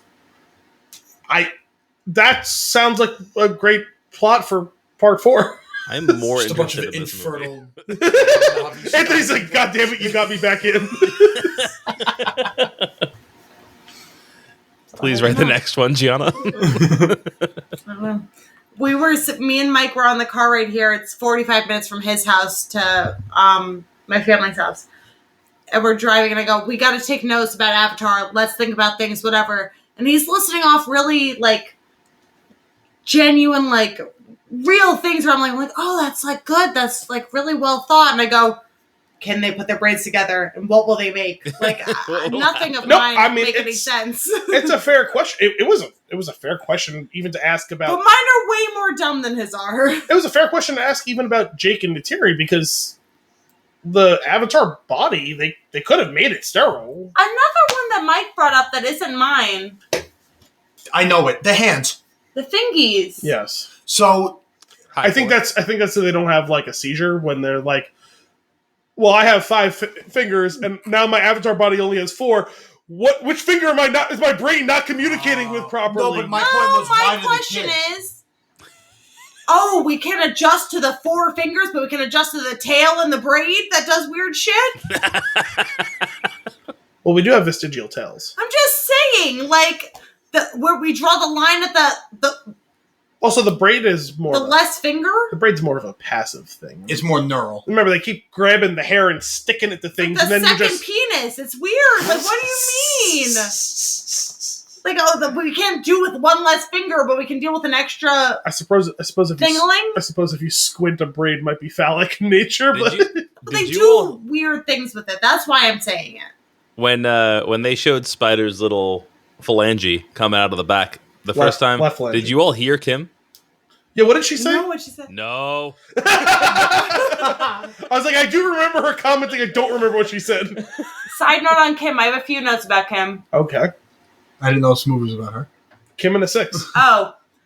Me and Kim didn't like when Kiri was attached to the tree and was making weird sounds. Oh yeah. Moaning. She was moaning a bit, yeah. Yeah. It's weird. It was like a whole body. Yeah, That's right. Yes, like, I do remember her reacting viscerally to that scene. Yeah. She was doing me and the Kim motion. talked about She was that like, before she got out. What is this? Well, like, Kim looks over me and she goes, we all get out and you guys are all talking like real big like plotline things. She goes, did you like when like the teenage girl was making weird sounds? I go, no, I didn't. She goes, neither did I. Yeah. The teenage I assume girl, it's not like- teenage girl, voiced by the same person that played her mother. My Who's first like note. 70 years old. Yeah. My first note on my sheet is, still hate the 76-year-old Sigourney Weaver voice of a 14-year-old. Yeah. Yeah. Kim, that was another one of Kim's notes. She turns to me, she goes, is Sigourney Weaver doing a voice right now? And I was like, yes. She goes, It's a little bit. It's a little did bit. she not see the second one? It's a little bit breathy.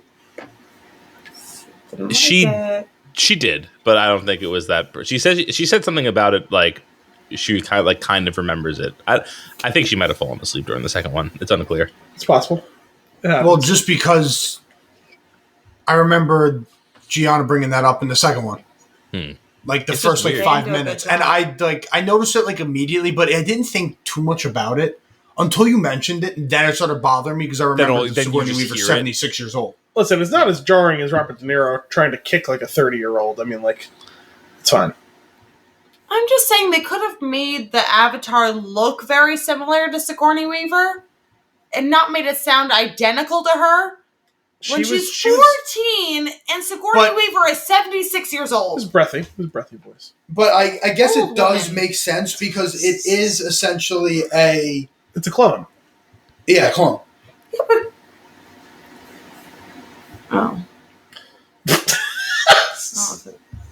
Just minimize it. Oh, no.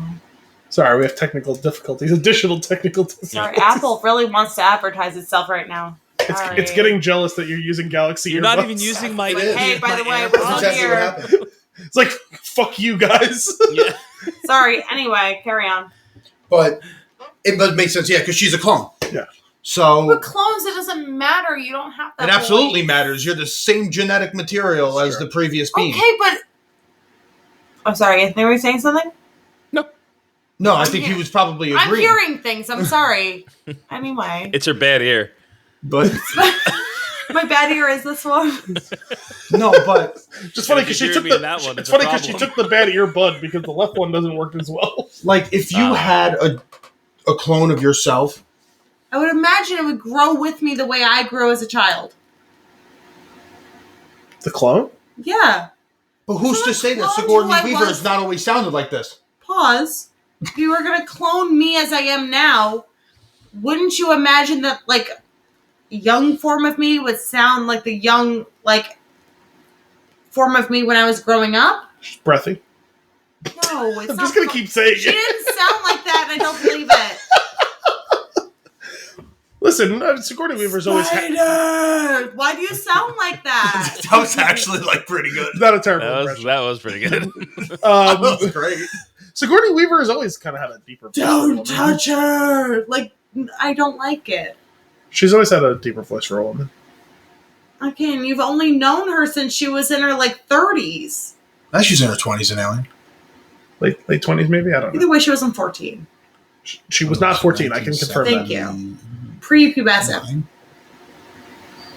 79, I think. 76. The first Alien movie? Oh, I thought my how old she is. She's 76 right now. Yeah, she said it several times. Now. That's crazy. This is been ruining her last couple of weeks. Yeah. All the CGI I mean, they have. go back to watch her in Alien, and yeah, maybe she's 30, 28, whatever it is. She's got a deeper voice for a woman. It's a fact of biology. Just I guess. saying, all the technological advances we have, you can't figure out an accent.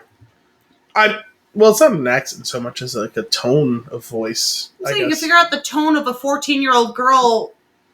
So when you get older, your vocal cords harden and get When you more get older. rigid in the same way that every other part of your body does. I'm not against the sound of Sigourney Weaver's voice. I'm against the fact that she was 14 in this character. You're against the sound of Sigourney Weaver's voice in a 14-year-old body. That's what I'm against. So what Thank you're you. saying is that James And I know Anthony's with me. That's why I don't feel bad about I'm this. here. I'm here. So I'm Team G here. you're saying the fact that James Cameron has spent a couple $1 billion on increasing camera technology, he should have been spending more time on voice modulation technology as well. I'm just saying he cares a little too much about the whales and not enough about Kiri. He hasn't upgraded his voice modulation technology since True Lies He's 30 years ago. "Oh, we ran out of money. No, It's been 5 minutes. Bring the whales. Boris. but circling back to my my reheated pizza comment of my synopsis of this movie. Let's do whaling again, Thank but you. more whales, Bigger whales too. extra Well, large actually- pizza. Crucially, bigger whales. Those whales were big. Yeah. Anthony, did you like that? Like what? The bigger whales. I thought they looked cool. So, okay, well, They even had decorations. I liked the decorations. Well, actually, how did they get decoration? I think that Whale The jewelry. Navi probably. Okay. Yeah. But We brought you these gifts. What am I going to do Sweet with a Luke. necklace? we're gonna pierce your ears now. Yeah. No, I actually like the Jedi Council of Wales. I also like that the Jedi Council of Wales just decided up. Yeah. But speaking of but considering execution, right? We're not going to help. All right. Well, To be fair, That was- they said they're not going to help 8 times, and then they finally were like, "Okay, fine, we'll help." Well, they You know who decided says they're going to help every single time? Mhm. Awa. No, And she finally freaking No, she helped. actually never famously, said Awa says nothing, and then finally Awa helps us all. No, she doesn't. No, it came to the And then point she within the sends her third little movie. misfits. It came to the point in the third movie where I was like, I don't know if I even believe in this thing. And you know what? You know how little Awa can be bothered? She gave them a side eye Yeah. And squid. and then squids. Yes. Squid Sharktopus. sharks. Which, by the way, squid sharks, terrifying. Scary. Yeah, those were unsettling. Being trapped in a little cavern thing under the water Yeah. with the squid shark attacking, that I didn't like that. No. But they did have in the second movie that, and I'm going to butcher the name. It's like a Dunkleosteus, which is like it's a prehistoric armored fish. Okay. So bear with me on this one. You would say But- that. He No, but likes listen, dinosaurs, Gianna. No, but that's what it looked like, and whatever. But they introduced this thing once, you never see it again. That's the thing that attacks him the first time when the Yes, whale when he saves gets him. attacked and the whale comes and saves him. I actually kind of want to see what this is. Spell I it. just looked up this fish. This is terrifying. I bet. You're gonna have to just if you get even close to spelling it, the Google will know. The Google. Did you mean Eldritch Sea Horror? Oh, Doglicious LLC. Yeah, well, Doglicious? Dunkleosteus. I typed DU and Google auto completed that as the first result. Yeah, but that's because it can hear you. You're connected to the same Wi-Fi. We're talking on the episode. It heard Is it. that not the same thing? It's a giant armored fish, essentially. But whatever. My point was that Pretty they scary, introduce you're it, right. and you kind of never see it again for the second. And then I was like, maybe in the third movie, and it was especially towards the end when everything started attacking, which I think it would have been a cool thing to deal with the guys in like the crab pods, Mm-hmm. in like the crab The submarines. crab crab people. pods came back, Yeah. but their other things didn't come Look back. like crabs, talk like people. Exactly right. But I thought that they would have brought that back instead of like just 1,000 squids. I don't know. Squids were pretty I thought scary, the squids were honestly. cool. I was cool with that. I like the horde of nightmare arthropods / shark / whatever the fuck. Yeah. The The mock teeth was calamari. somehow the Yeah. scariest. We just had calamari right before we went into that It's movie. true. Prescient. But Pete know. somehow knew. about the mock calamari? Yeah. What do you mean? Pete ordered calamari. Yeah, we had calamari at dinner. We did have calamari at dinner that night. I don't remember if I said it to you guys or if I said it after when I was in the car, but when we were leaving, it did remark to me. I didn't really process it in the second movie, but now after seeing the third movie, because he had more lines, is no one else weirded out by the fact that, again, half of this cast is like either Australian or New Zealand, and Jermaine Clement is for some reason speaking in his American accent, not his New Zealand accent? When everyone else who's from that region of the country is speaking in a version of their own normal voices in this movie, why is he not speaking with his normal accent? Who's Jermaine? Range. He was the guy who ended up helping Jake escape. He's the one who like was the Oh, biologist who's like, him. I can't do this fucking genocide shit anymore. He's also from New Zealand. He has a Kiwi accent, and for some reason he's speaking in like an almost American accent. And he could have kept it He's because supposed to be from the same world. Like, they're all from planet Earth. no, I'm saying like he's supposed to be from the same like. But I was wrong. I was gonna say Giovanni Ribisi, but he's probably from more one-armed guy. Yeah. Yeah, they're both from New Zealand. Yeah. I don't know why I was speaking American accent. That was exactly my point. Thank you. It'd be funny if they were You're all right. like Japanese. It's weird, And they were just attacking whales. but I feel like I did like that him- he got a little bit more. Sorry, what was that? No, him saving Jake was one of the more fun parts of the movie. I like this character being like, all right, enough. Like This with is all insane. And then I'm going to drive the largest bulldozer. Yes. Yes. That Did you was see a the cool delete- machine. Oh, did you see the deleted scene? No, I didn't know there was one. So there was a deleted scene where he actually, I don't know who it was, but like the main business guy, the scumbag. Giovanni Lord Ribisi business. character. Giovanni Ribisi. He is basically Lord. Self- No, not the one armed dude. No. No. No, Giovanni the- Ribisi's the I don't know short actors' guy names. Okay, there from you the go. first Yeah. movie. The guy from Saving Private Ryan. Okay, yes. So he the guy in the Frank, bulldozer actually turns the bulldozer and attacks like the main like control hub Mm. and pretty much like sacrifices himself by driving into it I guess they really didn't use that because he escapes on foot, right? on foot, and then you never hear from him again. He's probably up in the. I did like that. What's next? That's my plan. You're up. I mean, it's a pretty good start to the plan, anyway. He's probably up. I feel like he's got to be up in the Atlas Mountains or whatever they call them, the running Halo around Mountains. the jungle in his underwear. No, he's gonna go up and do science with Norm and the other guy whose name I don't remember, who's only in these movies and Inception. I can live and with nothing that. else. May I bring us back to reality a little bit? I doubt it, but go ahead. The masks. Oh, Glad that they finally brought attention to the masks. The logistics of it. Yes. We're Good just point. kind of like, oh, the masks are here. Like, we've all been thinking about how long did these masks last. Mm. And they're like, oh, his mask is running out of energy. And he has to switch masks. because I guess between the second and third one, Spider's wearing that mask. He obviously, okay, let's say like it's been like probably 5 months. It's been a few months. Yeah. Switches masks. Or at least, no, it's been at least a year. But I think they said something about, was he like charging the batteries or something like that? But with what? Solar power, I'd assume. That's what was my question. I was like, was it solar power? He was swapping batteries. Because they also have the... But it was dying, and it was like, well, where's my backup mask? And it was like, were you charging on a big battery? It was. Like, he was looking for not even just a whole new mask. It was just the battery pack to swap out. Because they even have like the communicator things? Yeah, the communicators. But... Which, to be fair, the battery draw on that would be pretty small, but... Yeah. Way smaller than that permanent filter. But they have them for... from the beginning of the first movie to the end of the third. Again, I'm sure they can... Yeah. I guess it's like a small thing that we're just nitpicking at this point, but... Electric fish they can connect to. It just seemed like they weren't acknowledging it enough, where I was like, for me, I was like, I know they've technologically advanced a lot, but like... Do you mean in the previous movies they weren't acknowledging it? Yeah. Oh, yeah, because I'm pretty sure before this movie, those things weren't battery powered. They just worked.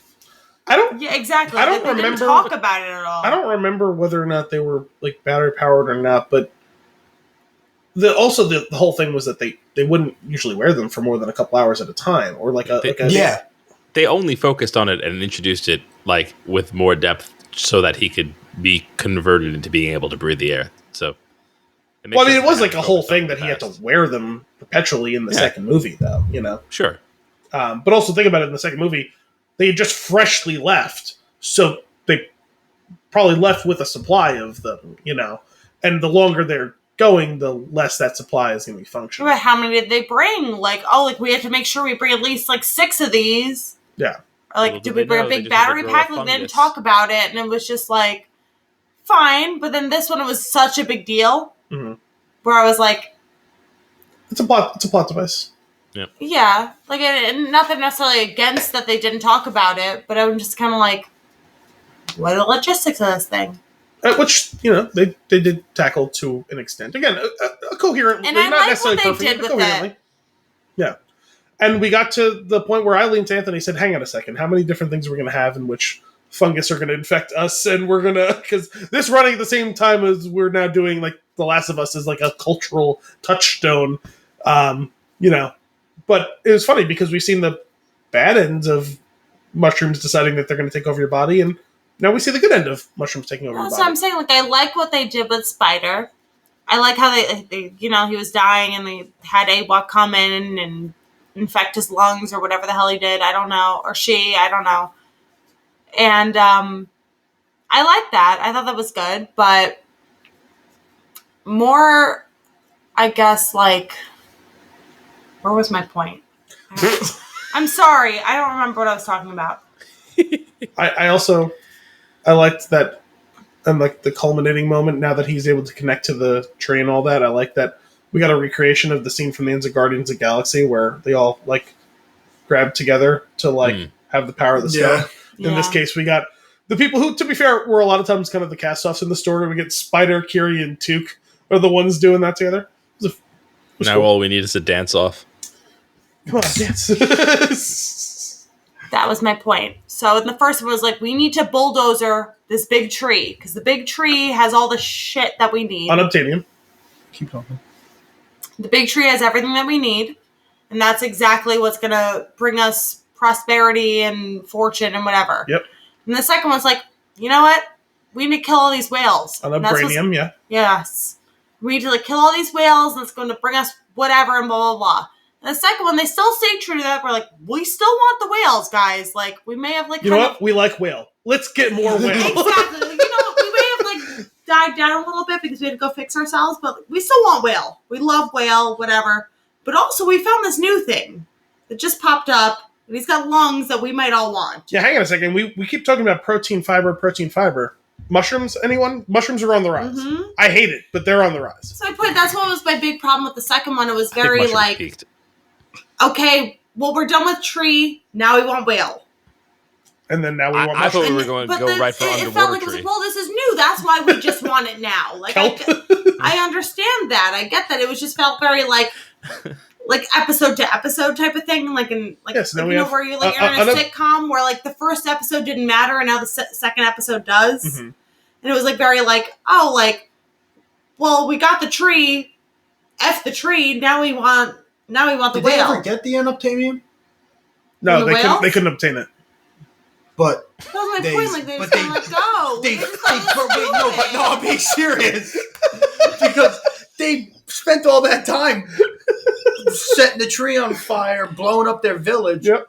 And then they shrugged their shoulders, went, I know they got a bunch, but the amount of cost they fucking blew up the shuttle.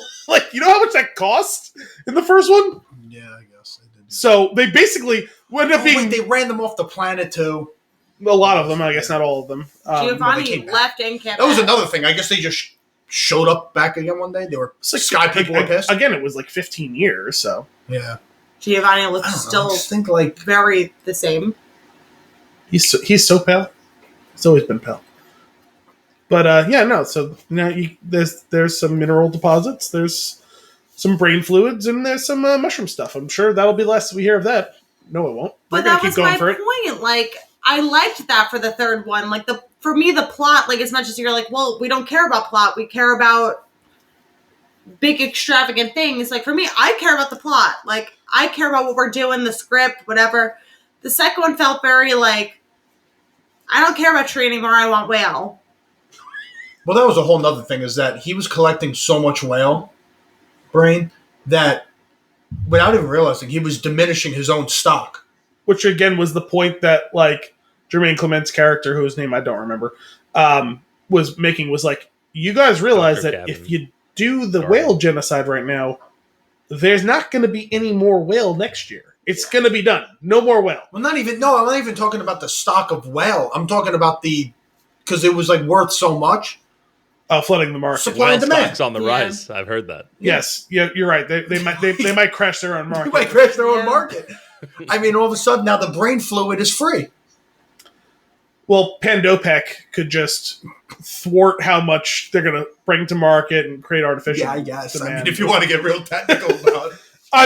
We're talking about capitalism at the most capitalist it could possibly be. What's more than a fucking cartel of whale fluid hawkers not allowing the amount of supply to go out that people want? So Imagine Christopher Columbus showed up and he was just natives are annoying, but some humpback whales that I really just want to steal their fucking brain. well, no, it would be hey, I was told there was a city of gold, and I found some gold, but my guys got smallpox, but whale. I like that at least. Big fish. Hang on a second. That's what the next one's going to be about. El Dorado. Space smallpox. Well, actually, Give them some blankets. We haven't had to deal with any cross disease I was thinking about that with Spider. That 'Cause would he's out there really in his hit if that underwear. movie came out in 2021. Yeah. People would be disease. Yeah. But no, We haven't had Pandora Emic yet. Would have done really well. But yeah, no, Avatar, I guess Pandoramic. Spider's out there in his legitimate underwear. Loincloth, actually. Yeah, but Wait, how is he not getting any type of planetary disease? Yeah. Or, Mask, Pandora and then AWOL. malaria or Yeah, whatever. Yeah. you're telling me that not once because if think about it, I know that they had their own medical station and stuff, but I mean if that kid got bit by But a freaking those viruses would have adapted to the Na'vi, though. So maybe, Yes, but maybe next movie. But I'm saying Yeah. Spider still wasn't, at the time, he was just a person. Yeah, exactly. Well, he's always been a person.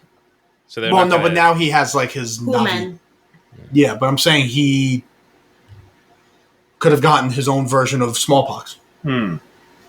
Can we talk about how the Fire and Ash folks were just ripping lines? They were.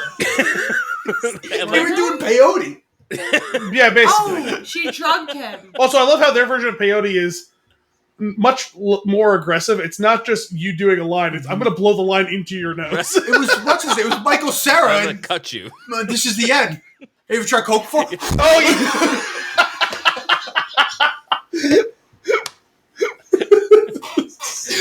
yeah. Oh, I can go on about the Colonel too. I love him. He's my favorite. He's crazy. He's great. I actually He's- really shoot that love. I really love the Colonel That was and cool. Fire Lady. Yeah. I think that they. Endgame. Well, I was describing it to Dominic because he was asking a couple of questions about the movie. Obviously, he didn't see it yet. And I said, well, yeah, I mean, he was asking about the Varan character, and I was like, he's like, what's her, so fire or whatever? I was like, yeah, no, she's really into fire. Like, really into fire. She loves it. He's like, what do you, he's like, no, I know. No, you don't understand. To say that she gets off on fire is not enough. She literally discovers the flamethrower, shoots the flamethrower, sets something on fire, and gets so horny by the fire, she immediately goes to fuck him. You made big fire? Alright. So that was like another thing, is that because like she's calling them essentially thundersticks. Yeah. How did she know when that guy got sniped? She finds that sniper like that. Like she turns and looks, and she sees like. Listen, I mean, maybe they have like a different. Well, it's also idea, like but- that predator prey thing where, Yeah, like, I guess. you know, she was the She's apex got predator. cat eyes. Yeah. Yeah. Also, like, a lot of times with snipers, the reason that they use, like, the suppressor things is because you actually can identify where the shot comes from by hearing it, because you're so far Well, away you yeah. can't see it, so she clocked it real quick. But I guess like she seemed. Everyone seemed a little bit too unfazed by that guy just pretty much summoning death on. Well, The other this guy. was the flamethrower all over again. That happened, and she was like, "Ooh, I want one." Yes. Like that. I guess, yeah. She was like, I need that. If we're talking about a culture that we didn't get enough time with, I actually think that the trader people is the one that's more interesting that we could... Or not that they're more interesting. We didn't actually get anything of it, because I mentioned earlier there's like 4 cultures intermingling here, but that's actually a 5th one. Their whole thing is like, we're Switzerland. We do not pick sides. We trade with everyone. So that means they're actively trading with the humans, which is interesting. Mm. Curious to see how that arrangement got set up and how, like, the whole idea of them doing the neutrality and stuff like that. Like, how was that implemented and all that? Like, how did that come to be, and how does that work, like, functionally in the midst of this pretty active war that's been going on for decades now?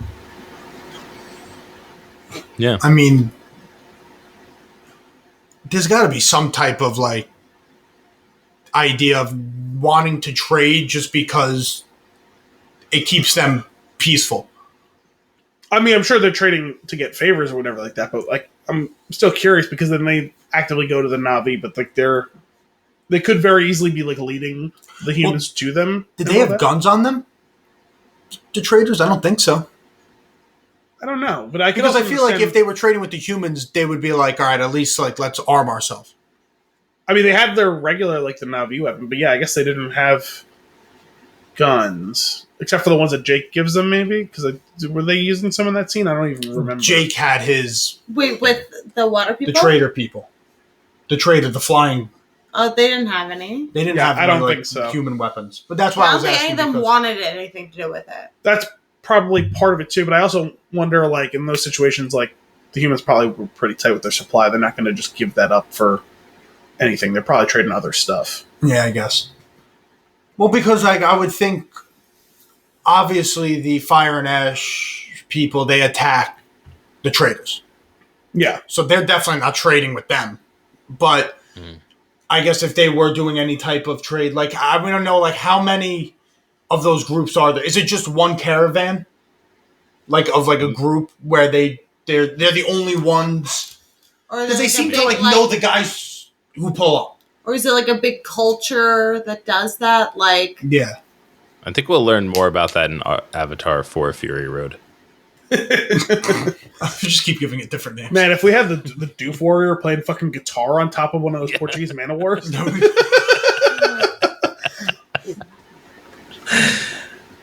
You're going to speak out loud. I can't hear you. Any other closing statements on Avatar? Any other thoughts Fire you want to tackle? I hate Carmella. General Carmella to you. F you, General Carmella. Like, it really made me upset. Yeah. I didn't enjoy that. I don't enjoy hating her specifically because I love Carmella Soprano, but like watching her, I'm like, I don't like hating you. I like how at a certain point she was just like, oh fuck, this isn't gonna work, as she gets like sucked up into the magnets. Yeah.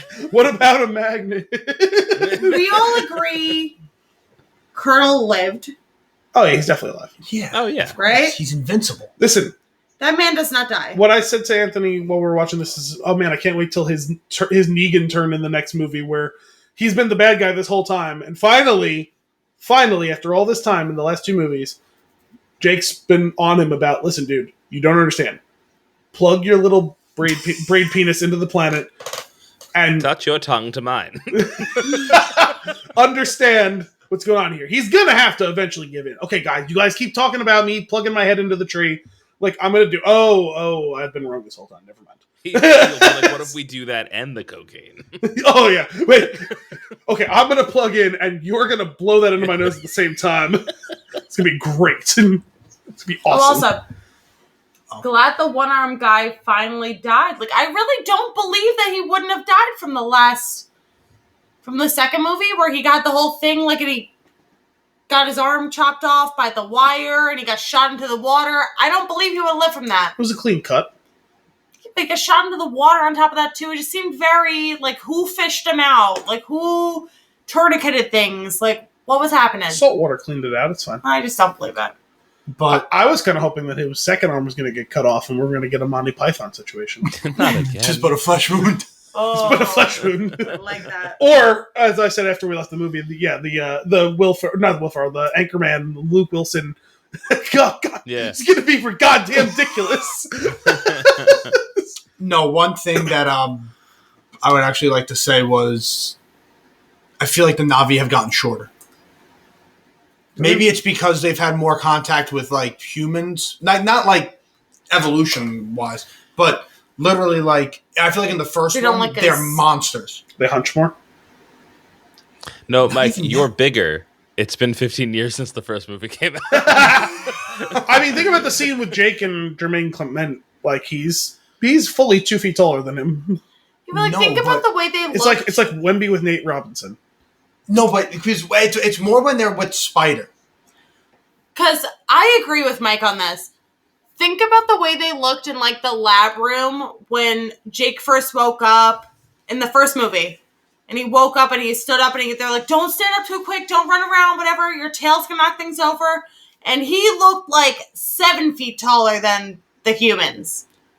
Compared to now, like, seeing, like, people stand next to Spider, like, he looked like, yeah, definitely they're taller, but not like they're different species. It depends on the scene. I mean, that is one of those things that keeping that frame of reference perfect all the time is going to be tough. I mean, look at, like, there's some scenes in Lord of the Rings where Gimli looks like he's 3 feet tall, and there's other times where it looks like he's 5 feet tall. Like, Yeah. it's never going to be perfect. Well, it was just like specifically, I think, with the first movie, I think that they measure them to be about 10 feet. It's supposed to be 10? I think it was 10 feet full okay. grown.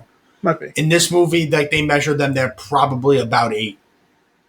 I thought, in my mind, I've always thought of them as like, 8, 9, whatever, you know. I could be absolutely terribly wrong, What? but You're too old. it's also not 8 and 9, it's 6 and 7. I know, that's why I want to say it. Okay. Okay. My final closing thought is I like Did that. he get that? He didn't. He's too old.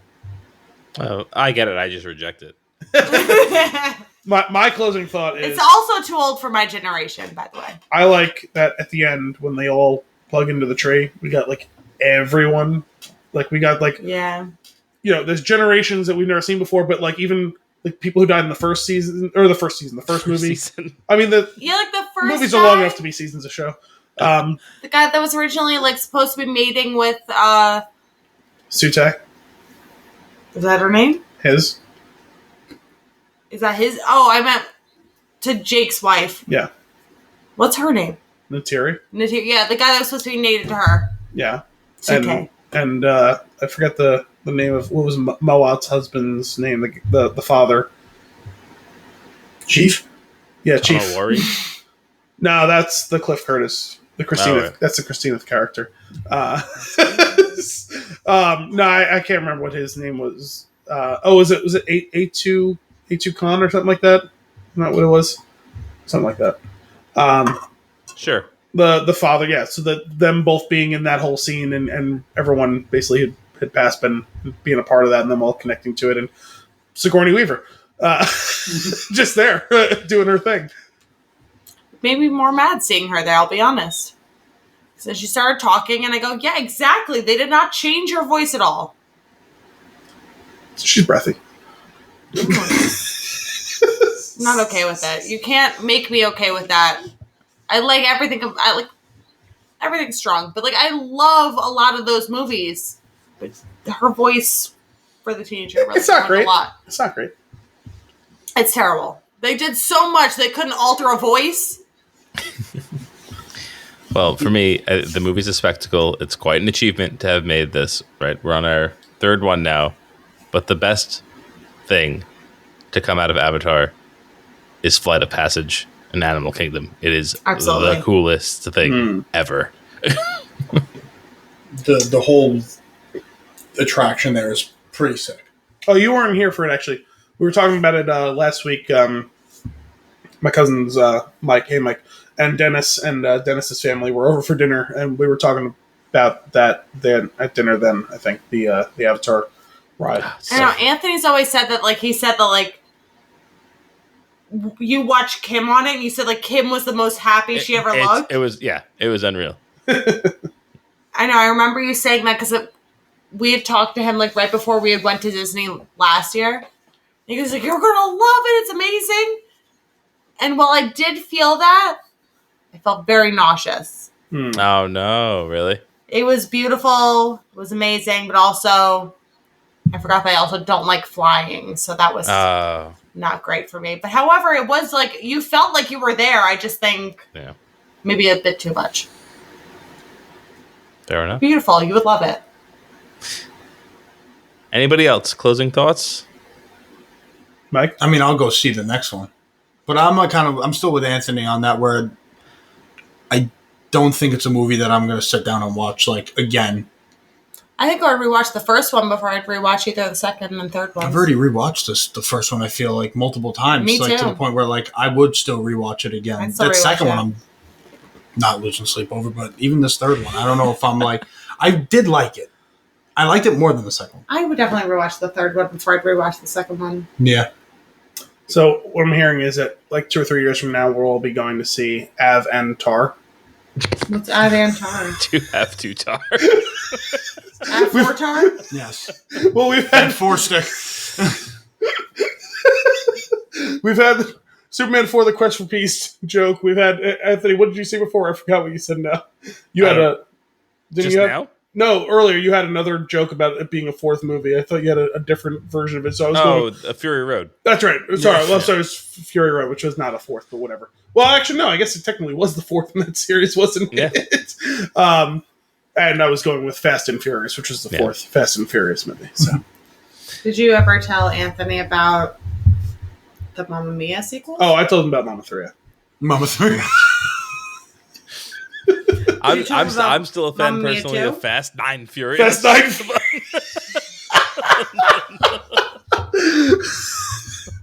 We take a banshee into space. We were both like so mad that when they did Fate of the Furious that they didn't do like F8 of like the Fate of the Furious, and so we were talking about Terrible this, marketers. and we were trying to come up with like other ways we could do it. And so we were gonna make a German one that was Fast 9 Furious. The main villain just has a funny mustache, but they never mention it. But like he like came up with like When, before Mama 3 was Mamma Mia, and Mamma Mia 2 was coming out. Tu Mama, Tu Mia. yes. Yes, me and Alice are next to each other. We were in the movies theater. watching. There was a trailer. Trailers. For it. And he goes, what's the name of this movie? And I'm like, it's Mamma Mia 2, whatever. And he goes, but they could have done Tu Mama, Tu Mia. And I'm like, I think about it, I'm like, these marketers just don't get it. They don't get it. I will take a tenth of the price, and you'll have 10 times the reward. I just think it's amazing. Like, we had the wrong career goals. Exactly right. Yeah. Well, that's all for this week's episode of Flix in the Six. We hope you enjoyed it. As always, if you have a movie for us to discuss, movie for us to review, or nuggets for us to discuss, you can send those requests to flixina6@thespintune.com. Tune in next week for more movie and beer goodness. Until then, I'm Anthony Costanzo. This episode was longer than the movie. Yep. Surprising. Well, no, not by the time it's edited. Recommend Mamma Mia. What? What? You hear that, Cameron? Edited. I could talk about her for so long. All right. I'm Al Biolsi. Gianna Biolsi. Mike Accurso. Thanks for coming out.